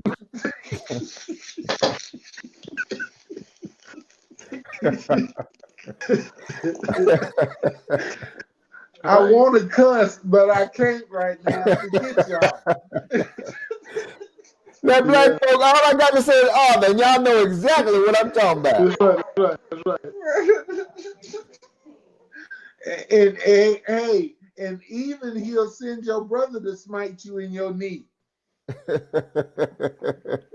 taking you to a doctor's appointment. Yeah.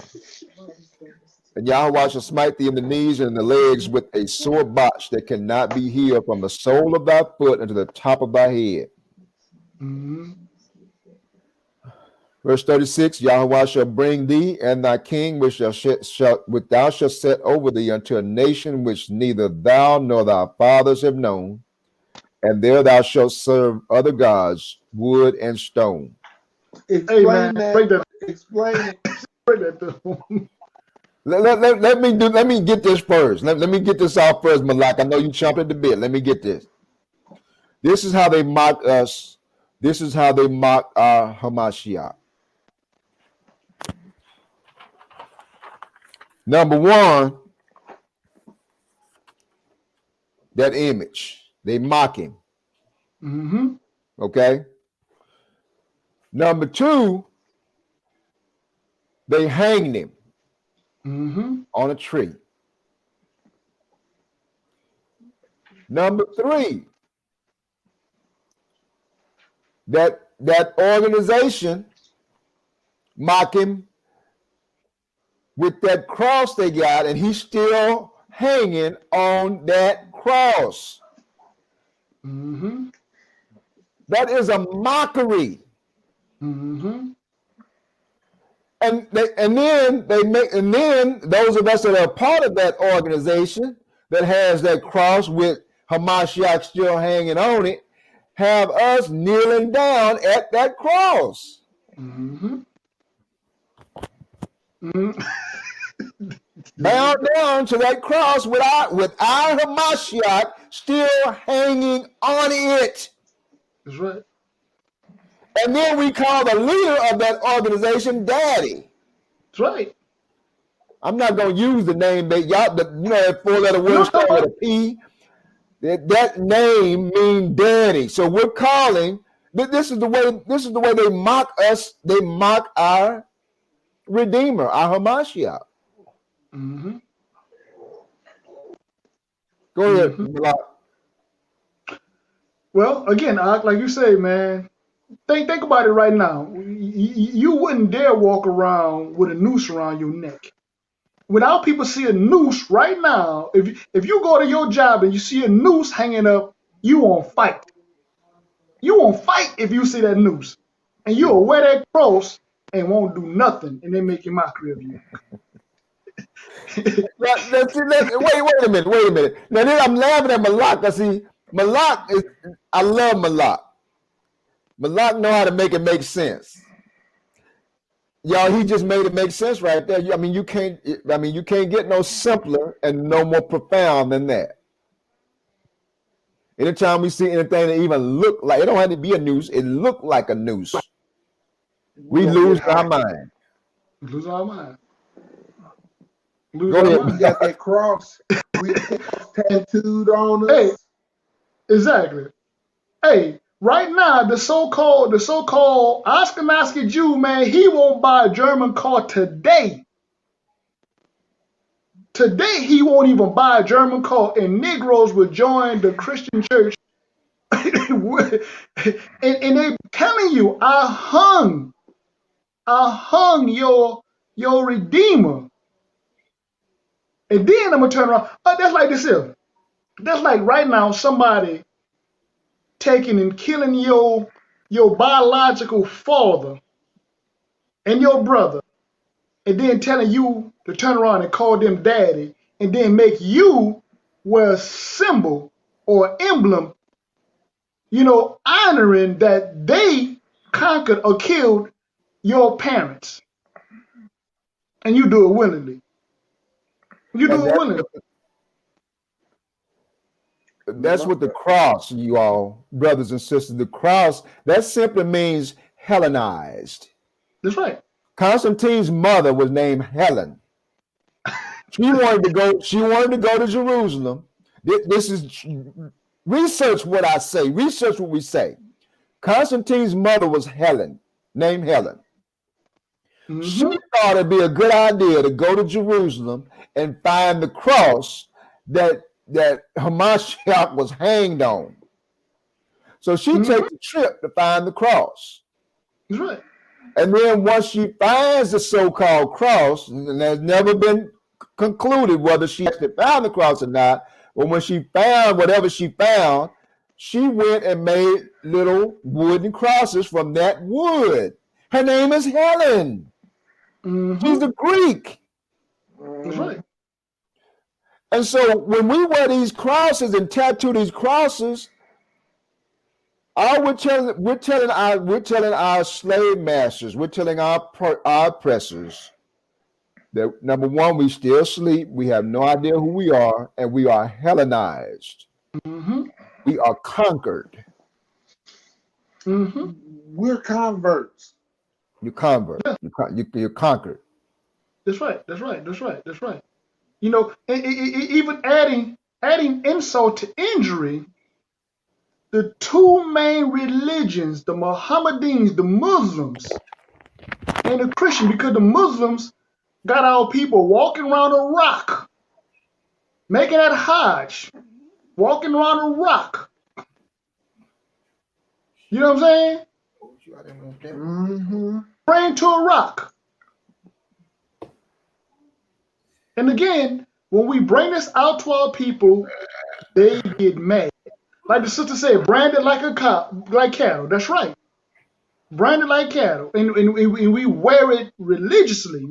The minute you come against their precious religion, they mad. But they're not mad at the oppressor. This book, what the brother is showing us right now, what the brother is going over right now, is about a breach of contract. So you in breach of contract, but you would rather go to the middleman. Now you would rather go to the middleman and get a generic form of your covenant than to actually go and come back and get your covenant. You are the direct heirs. You're the direct descendants. So instead of you going, you know what I'm saying, in honoring your covenant, you gonna go to somebody else and gonna tell you you ain't worthy to receive your own covenant when the book is talking to you. So I'm gonna go to somebody else and ask them their opinion about me, about the book that's written about me. I mean, you can't get no simpler. You going to a generic form to ask them, is it okay to read your book and to live your book?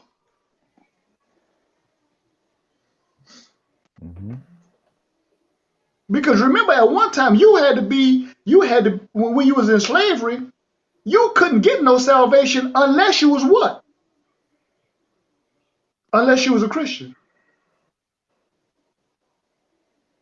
And people wonder why again, like brother Joseph said, we not mad. We just giving right information. We want to inform our people. It's not about being mad. But again, if the scriptures even say, if you angry, just sin not. You should be mad, not mad with me. so if you're gonna get mad, there's nothing wrong with being mad. Because guess what? If somebody raped your mama, your daddy, beat your brother, your sister, stole your land, and you not mad, there's nothing I can tell you. Because guess what?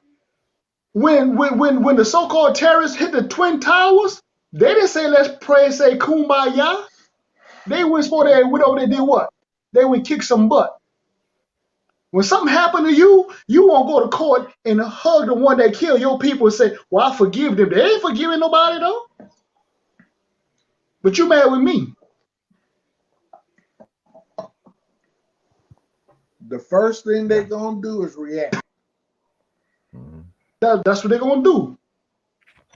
Then when they get through killing you, that's when they're gonna make the treaty. That's when they're gonna that's when we can sign the treaty. After we done bombed, after we done blew you, the kingdom come. Then we can sit down and sign a treaty. Not to mention, they went over there and went to the wrong country. They went to the wrong country. Yeah. And still have an answer for that. And guess what? Everybody cool with that. Oh, they knew where they was going. Oh, you and I know that. Yeah, they didn't want to go to Saudi Arabia. No. That's my point. You and I know that. If they went there, they knew they couldn't go to the Saudis with that foolishness because they can't afford for their oil to be cut off. That's my point. 11. You can't fight the war those, against the joker that got your gas bill. Hold on. Guys, y'all research this stuff. 11 of the individuals that were responsible, that were on that plane, 11 of them, they were Saudi nationals. Right. So how in the hell do you have 11 people from Saudi Arabia operating those planes and you end up in Iraq talking about Salam? Exactly. Let's go a little further. The lady that lied on Emmett Till said that Emmett Till whistled at her. Said he whistled at her. According to their law, you're not supposed to not only bear witness or commit perjury. If you do, you're supposed to be held. That lady is living today. Emmett Till will never had no children. His children couldn't have no children, and so on and so forth. And she living today. Again, we said kumbaya. They mad with me for telling the truth, but here it is. When they do what they do to us, again. And thou shalt serve other gods wood and stone. The Muslims, whatever, they go to make that pilgrimage to Mecca. They march around the Kabbalah stone. Those of us that are Christian, we have these statues of Jesus, stone statues of Jesus, stone statues of the cross, stone statues of the apostles, stone statues of Mary. Angels. And the angels, stone statues, and we bow down to these statues. We pay reverence to these statues.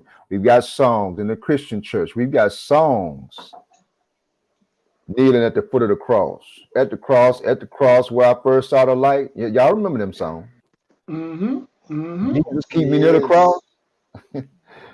Come on now. Mm-hmm. Verse 37. And thou shalt become an astonishment, a proverb, and a byword among all nations, whether Yahweh shall lead thee. Hey, hold on. I got to do it. This one. An astonishment. These Negroes still here after all of that? Yeah. After all they went through. Not only are they still here, but they control culture in the United States. Mm-hmm. All over the planet. They influence everything except for money. Go ahead. Y'all go now. I'm going to show you how profound this is right here. Not only dealing with the byword and the proverb, right? The byword, poach monkey, coon, tall baby, boy, jungle bunny, spear chucker. You know what I'm saying? You name it. African American, black, colored, Negro, nigger. And the thing about the thing about the word nigger, the sad thing about what this is, what a lot of people don't know is, they have taken that word, which is actually of Latin origin. Mhm. And when you start studying it, you can look right over there, and there's a country called nigger, and we say, no, that's called Niger. When you look at the etymology, it is called nigger, not Niger. As far as the proverbs, those wise sayings, like you just said, Yemi, man, they still living. Oh, here it is. Oh, you know, all black people could dance. All black people could they eat watermelon. They could run fast. They can You say know, they could say all black people could sing. Those proverbs, those wise sayings. Byword. Y'all, you know, nowadays you can't even not just nigger, but Negro. Negro is an offensive term right now. You can't Yes, say that Negro. But on my birth certificate, I don't know about y'all, but on my long form birth certificate, I'm a Negro. Race under race, Negro. On my birth certificate. And you can't go in public and say Negro because why? Negro is a byword. So listen, this the prophecy of the scriptures, brothers and sisters, beloved, are still in effect today. that's right. Again, all these people, just do yourself a favor, family. Do yourself a favor. Go look up Yaya Negro.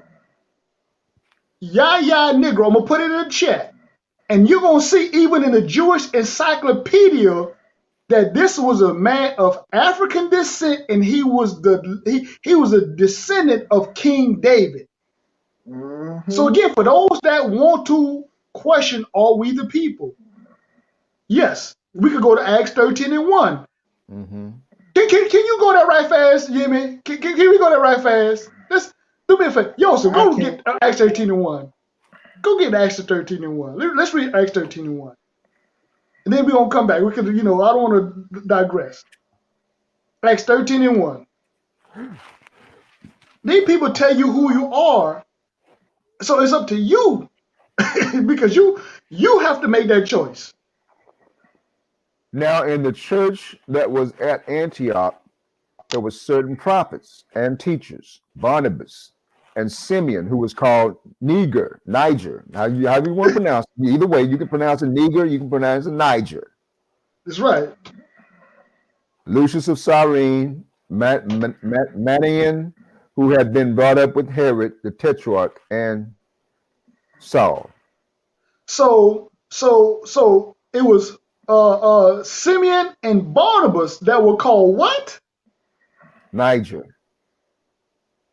So you mean to tell me these two people right here were called Niger, whatever they want to say, Niger, they was called that.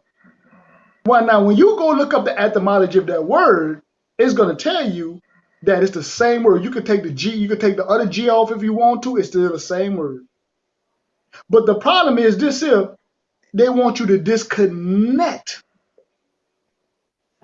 They want you to disconnect from who you are as a people. Go ahead, Ak, my bad. And it also considers you from that region. So listen, when they say Paul of Tarsus, they recognize that Paul was from Tarsus. They called them Niger or Niger because those two prophets were from the Niger region, Africa. Where do you think they took us? That's right. Matter of fact, when you cross over, because Ebar means to cross over, so you had to cross over, right? Mm-hmm. You had to cross over what? The Niger River. One more real quick. One more staying in that book, chapter 21. Chapter 21, verse 38. They talking to Paul. Paul speaking Greek. He was speaking Greek, and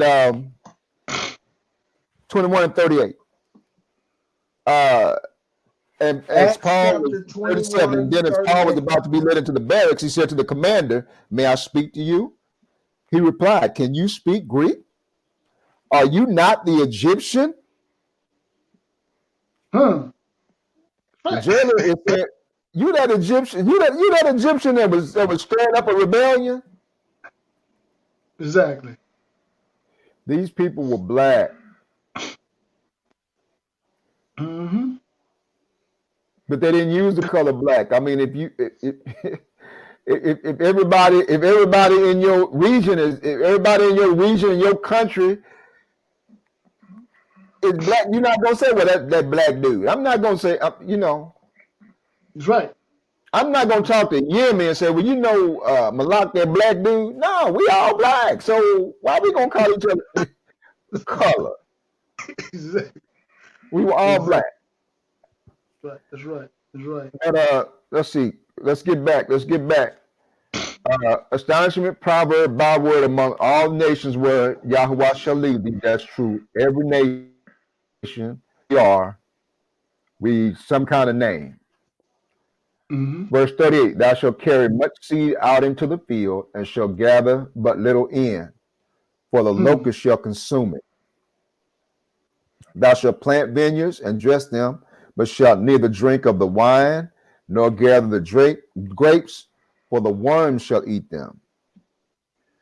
Thou shalt have olive trees throughout all thy coasts, but thou shalt not anoint thyself with the oil, for thine olive shall cast its fruit. And so we're not able to profit. We're not this is happening in a literal sense, but in a figurative sense, we have never ever been able to profit off of the fruit and the sweat of our labor. Thank you. We growing, building the highways, we building the buildings, we building the cities, we're building the industries, we've invented just about everything there was to invent has been invented. We're talking about in America, everything from the daggum clock. Benjamin Banneker built the first clock that was built in the Western Hemisphere. He created a clock made out of wood. He didn't get the royalties for that. Mm-mm. To this internet we own. The internet, The cell cell phone, phone, video clothes, games. The ironing board, automobile. Right? dry The cleaner, automobile. the potato chip, the automobile. Ford The did not lawnmower. invent the automobile. Lawnmower. Ford figured out a way to mass produce the automobile. That's right. And Exactly. you figure that out.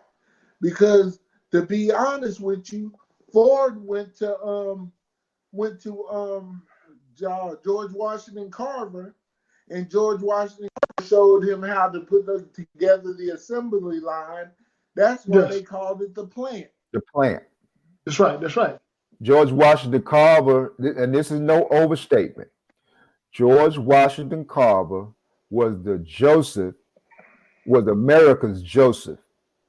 Mm-hmm. These people had they had stripped the soil of all of its nutrients.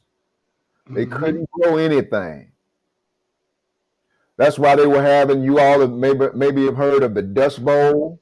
Right. That's right. Yeah, I'm about to say that. That was these greedy. These greedy. They were over tilling the land. Right. That's right. They had destroyed the soil, ripped and robbed the nutrients out of the soil. And George Washington Carver was the one that took a peanut, Mm-hmm. observing the plants, the way they grew, the way they developed. And he saved America. He saved America. The Industrial Revolution, again, as Maury Yemi'el said, the manufacturing plant. George Washington Carver was looking, he was a horticulturist. So he was looking how the vegetation and the plants and the flowers, how they produce and reproduce. Mm-hmm. He broke it down into segments because it operated on in an assembly line fashion. Mm-hmm. So they took that template Mm-hmm. that Mr. Carver had had developed or was able to articulate or able to demonstrate, and they use it to build. I mean, you got General Motors, you got General Mills, you got General Electric. Anything mass produced in a plant. That's George Washington Carver.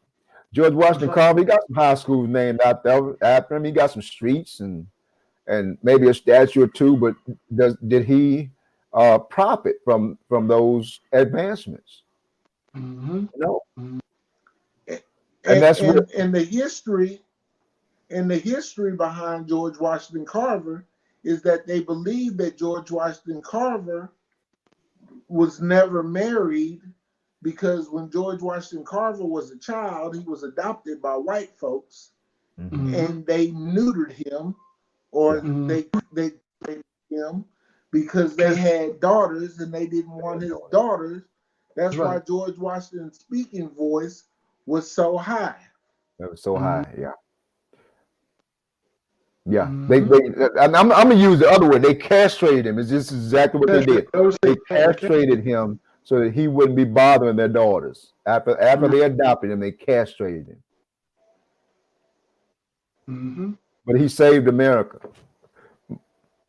Probably saved the whole world. Mm-hmm. But not able to profit from that. Okay. Verse 41, thou shalt beget sons and daughters, but thou shalt not enjoy them, for they shall go into captivity.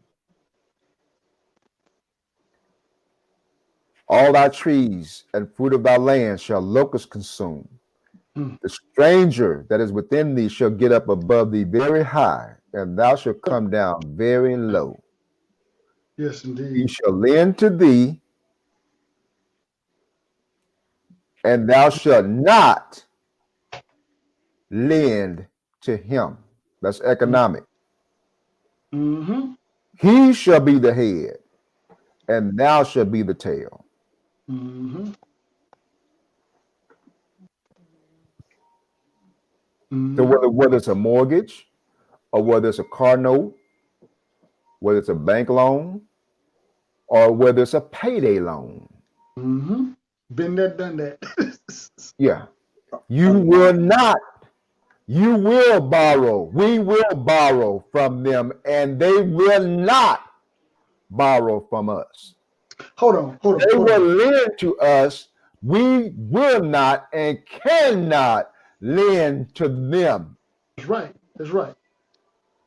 Zoning, redlining, unfair business practices, high mortgage rates. That's what all this is saying. The same thing right here. We're going through that right now today. As a people.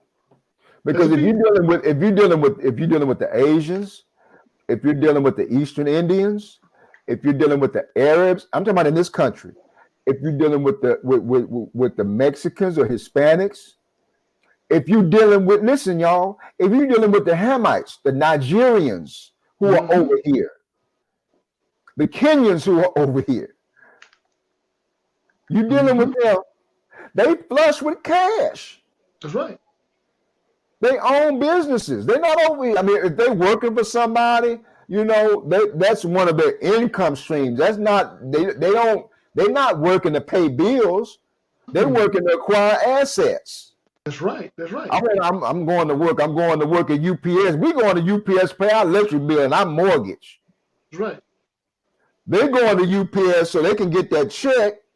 I'm gonna acquire this piece of land. I'm gonna get this liquor store. I'm gonna buy this liquor store. Right. I'm gonna buy this dry cleaner. I'm gonna buy me some rental property. I'm gonna buy me a Airbnb property. I'm gonna buy me some vehicles that I can sell or finance. I'm not buying no vehicle to drive. That's right, man. And the one I am driving, it's from my lot. It's from my car lot. I'm driving a Mercedes. I'm driving a Volvo, but I'm either driving that vehicle. It's on my own lot, or it's on a lot. It came from a lot from one of my brethren.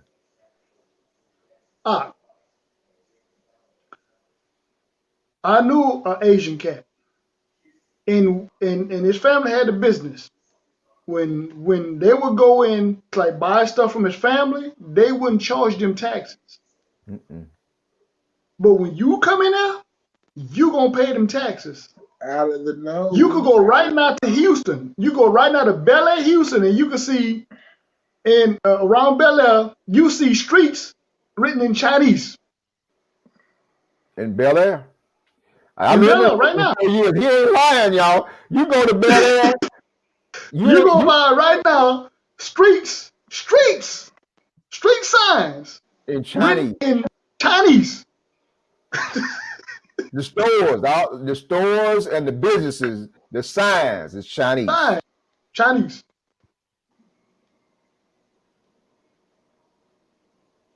And for street signs, they got the Chinese name. Then below that, they got the English name. So if they take them English names off, you would know where you were. Okay. He telling the truth. I've been there. Mm-hmm. I done drove the streets of Bel Air. been in the neighborhood. And you, Yeah. Street name. What street name we get? Martin Luther King, and it's running through the dog. Martin, if it's Martin King or Malcolm X or something like that, it's in the hood. It's in the hood. You can't even drive down that street. You get carjacked on MLK and Malcolm X. At the corner of MLK and Malcolm X. I got carjacked. I got mugged. I got shot. Exactly. On the corner of MLK and Malcolm X on the south side of town. Because we're the head and not the tail. And why is it like this to this very day, brothers and sisters? Because the covenant. Mm-hmm. And here's the confusion as we begin to wrap this up. Here is the confusion and the deception and the delusion that our brothers and sisters, our Christian brothers and sisters, are under. We prayed, we sang, we preached, we tithed, we ushered, we served, we go to church more than anybody else. And we jump around and we jump around and shout about the Lord is blessing me right now, right now. And as soon as we walk out that door and get in our vehicle, we 8 times more likely to get stopped by the police on the way home from church than our so-called brothers and sisters at First Baptist. You praying, you singing, you preaching, you teaching, and you got to have a conversation to your adult, your young children about how to conduct yourself when you get stopped by the police. Mm-hmm. But your so-called brothers and sisters at First Baptist ain't never had that conversation about their children. Mm-hmm. With their children, with their sons. They've never had to explain to them. Mm-hmm. You know what you just said, what really is powerful for me? Like you said, we've prayed. They've been to church worshiping. They believe. They tithe. We marched. But you never hear nobody say, I kept that commandment. I never kept them covenants. Our people, they have done all that, but they don't keep them. When you talk about keeping them law, statutes, and commandments, oh, no. Just imagine, and this is what the book said. The book start off in Deuteronomy, the 28th chapter, where we at right now. If you keep my command, he didn't say if you pray. He wants you to pray though. He didn't say if you tithe. He didn't say if you march. He didn't say if you believe. He said if you keep my commandments. None of the stuff that we're reading over right now will happen to you. But you will do everything else but that. The adversary knows. Again, as Moreh Yemi started out, and his brother Malak when they started out, They know who we are, and they know the key to our the key to our the key that would unlock the oppression that we're under is the law, statutes, and commandments of the Most High. This is why they teach us. We go to their seminaries, their cemeteries. We go to their seminaries. They teach us about grace. They teach us about the mercy of God. They teach us out, but they won't teach us about those laws, statutes, and commandments. Mm-mm. They teach us everything but that. Mm-hmm. Because they know that if we, let me make it make sense. Someone steals your credit card, or my credit card, the debit card, and I've got whatever's on there. They've got access to it. They can swipe it, get gas. They can swipe it, buy some furniture. They can swipe it and get whatever they can get, whatever my credit limit is. They can use that card until I step forward. This happened to me. Until you step forward and claim, go to the bank. You have to call the bank and tell them someone has stolen my card. Mm-hmm. But if I don't do that, that person has access to my account. And this is what the Ashkenazim have done. Mm-hmm. They keep the feast days. They observe Torah. They keep the Shabbat. They operate according to the law, statutes, and commandments of the Most High. Mm-hmm. They have taken our birthright or our credit card or our account, and they're operating in our account, but our people have not stepped forward and said, wait a minute, no, that is ours. We're laying claim to our inheritance. We're laying claim to our birthright. We're laying claim to the promises. We're laying claim to the trust. We're laying claim to the covenant. So they know as soon as we step forward and lay claim to it, they got to give it up. Mm-hmm. That's a fact. The scripture tells us that the Gentile will inhabit or trodden Jerusalem until the days that the Gentile is over. Mm-hmm. Mm-hmm. Jerusalem is the center of the world. Mm-hmm.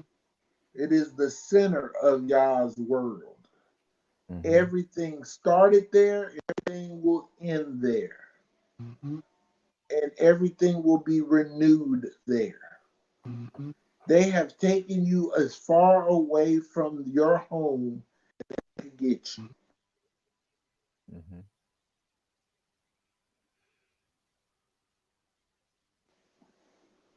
Can you hear me? Mm-hmm. Okay. Their goal is to keep you enslaved.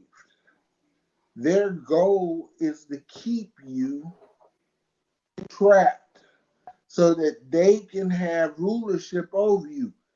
Mm-hmm. Revelations 2 and 9. Go to Revelations 2 and 9 now, if you think I'm lying.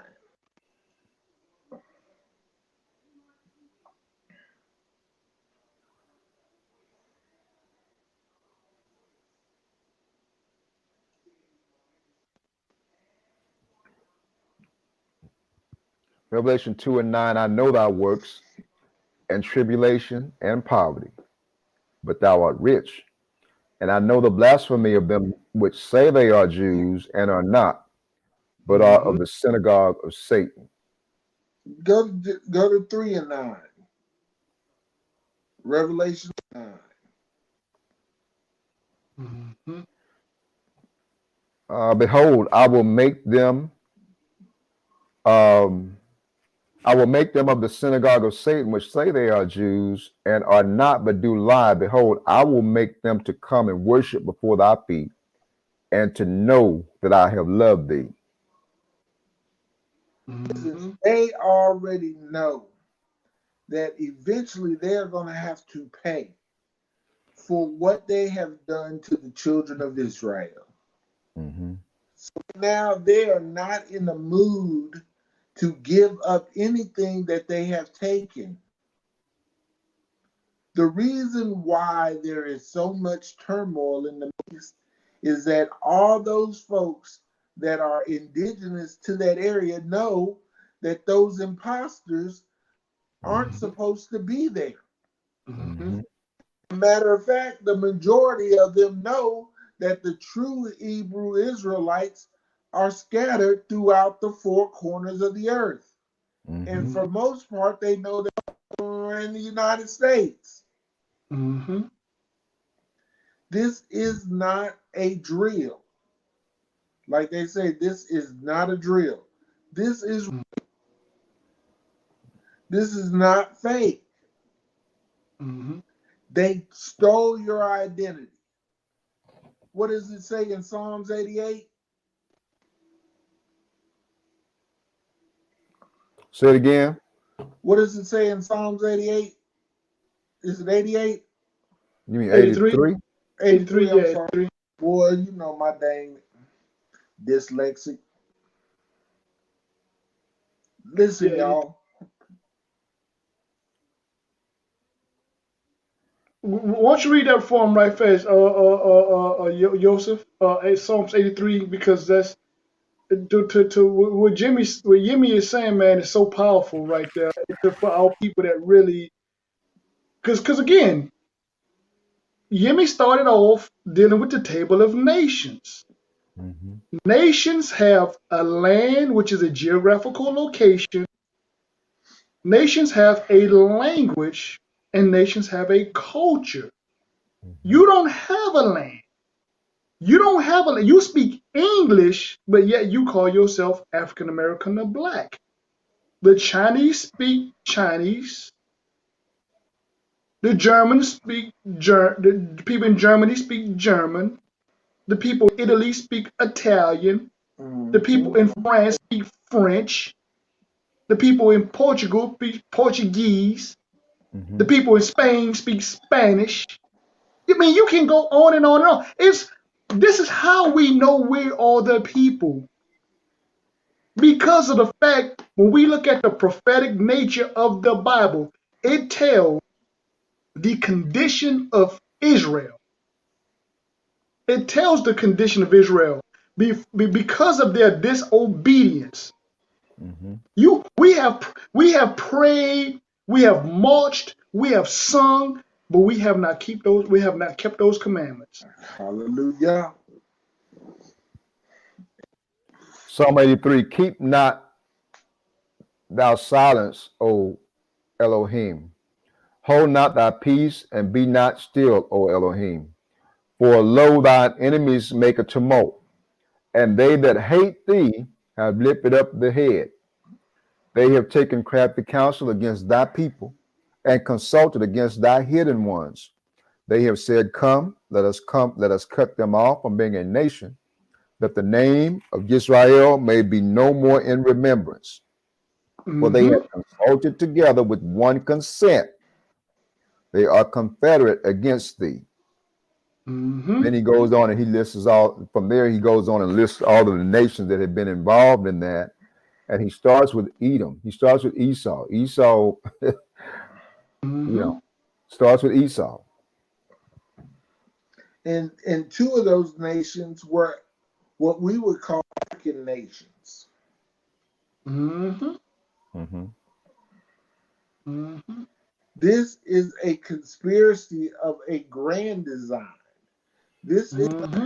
a small token or coincidental. This is Mm-hmm. why do you think they have United Nations? Why do you think they do this? Mm-hmm. Because they know that their time is short. It's coming to an end, and they are going to have to pay up.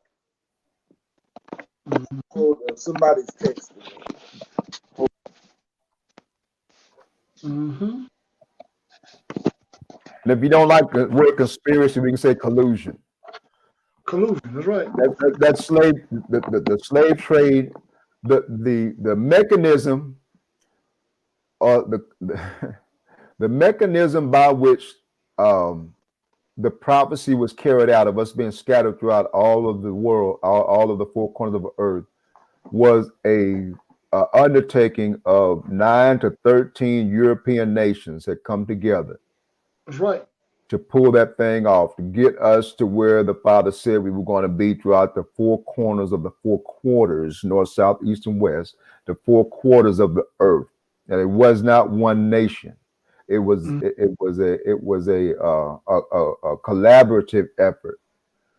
The Portuguese, the French, the Germans, the Dutch, the English, the Britain, Russians. the Russians, the Danish. Did I say Dutch? The Dutch, Yes. Spell it Dutch. Belgium, all of those European nations carried out that program. Any country that has a stake in Africa right now, as we speak, Mm-hmm. Mm-hmm. was a part Mm-hmm. of. One more book. Go One more ahead. book. One more book. The name of this book, family, and I want y'all to write. Hey, April, could you put this in the description for me, April? America, New World Empire, Mexico and Peru plantations. This book was printed in 1671. Again, America, New World Empire, Mexico and Peru plantations. I'm going to page 574. I'm just going to read one little short paragraph, family. I want y'all to hear this because, again, everything that Yemi has told us today, we're getting we have not only got it from a prophetic nature, we're going to hear what the scholars know and what they have said about us. This book was written again in 1671. Okay, the Portuguese that dwelt in the islands before the Netherlands,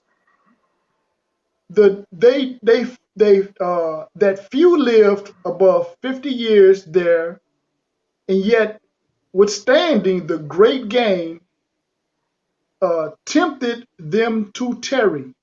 Several of them have 200 or 300 Negroes Mm-hmm. that worked in the sugar mill.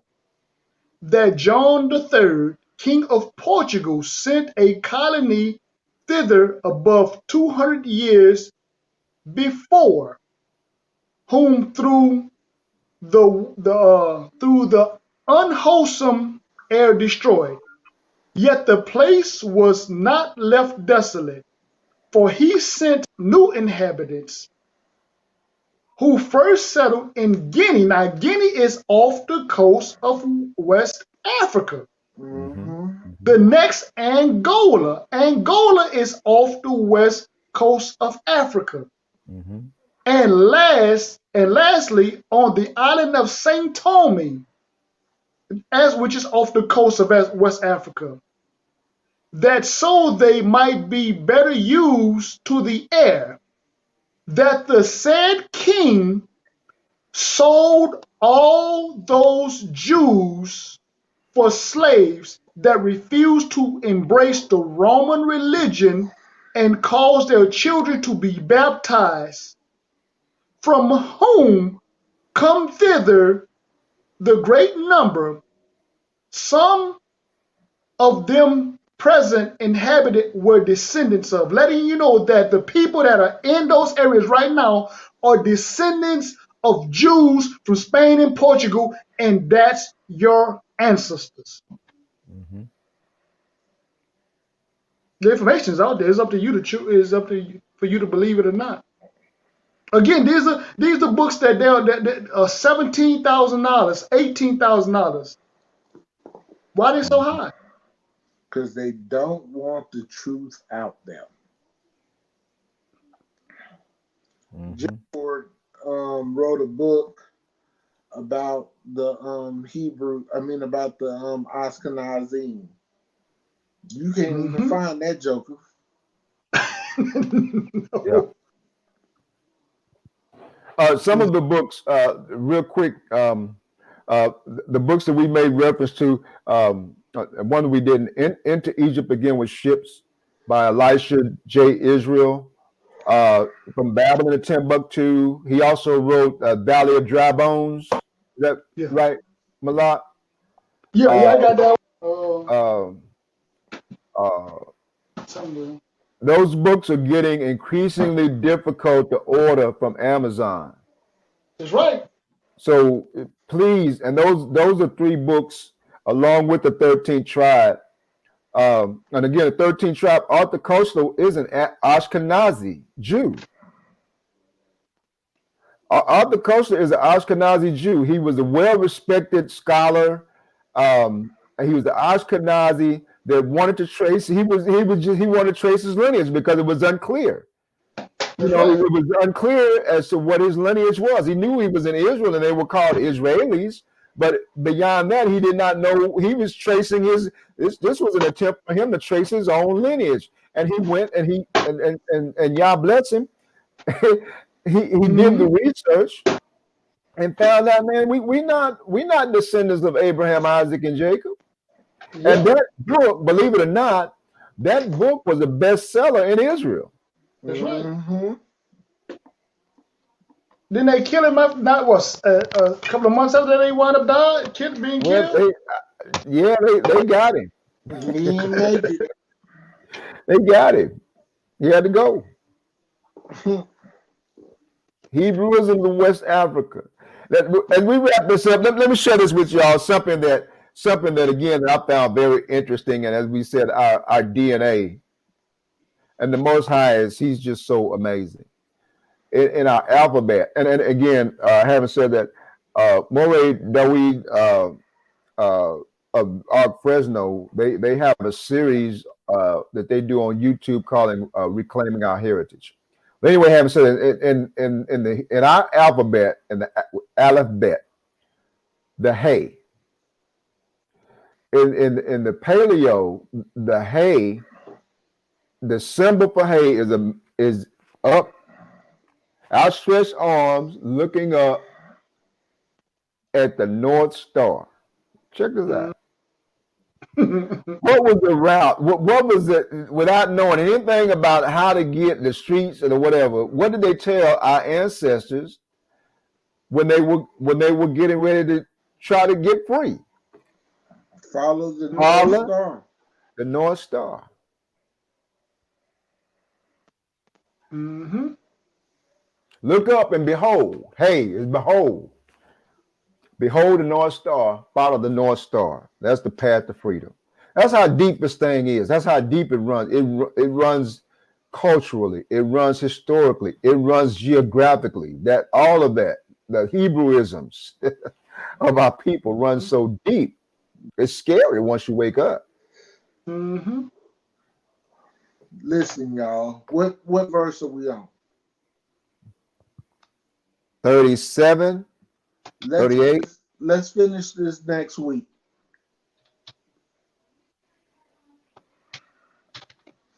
Let's go ahead and finish this next week. Okay. I want to thank everybody for coming and sitting in, and it is a blessing to us as teachers for you to show up. I want to thank everybody, Beauty, Keto. If I don't name your name, Mr. and Mrs. Vale, all those people, Tori, Darla, um, Takesha, everybody came into the chat today and spent time with us. It has been an amazing class. We're going to go ahead and finish it off next week. Akeem, do y'all have before I pray? No, no, Hawk. No, everything's wonderful, Hawk. Correction. Uh, 45 is where we left off.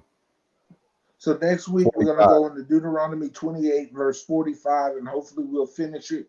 Also going to touch Matthew 24 next week, where the Messiah told us when they come up in here with that ransom talk, I want y'all to run to the hills. Y'all need to go get up out of here. So all praises to the Most High Yah. And we're going to close in prayer. Abba, Father, we thank you once again for your word. We thank you for your dash, your set aside spirit. We thank you for this class. We thank you for all that were here, all that were touched, all that learned, and to all of those who are trying to up. We ask that you would continue to bless and to keep. And until we meet again and we're able to sit down, we ask that you would be our protection around us. Abba Yah, we ask that you be our basket and our store, and we ask that you would provide all of our needs according to your riches and glory, and not our own. Yah, we thank you once again for all that you've done and all that you will do. And in your name we pray, and we give you the highest praise by saying hallelujah. Hallelujah. All right. So Shabbat Shalom, everybody, once again. We love Shalom. you here. And Shalom, family. shalom again from the Ark DFW. Shalom, family. Talk to y'all later. Shalom.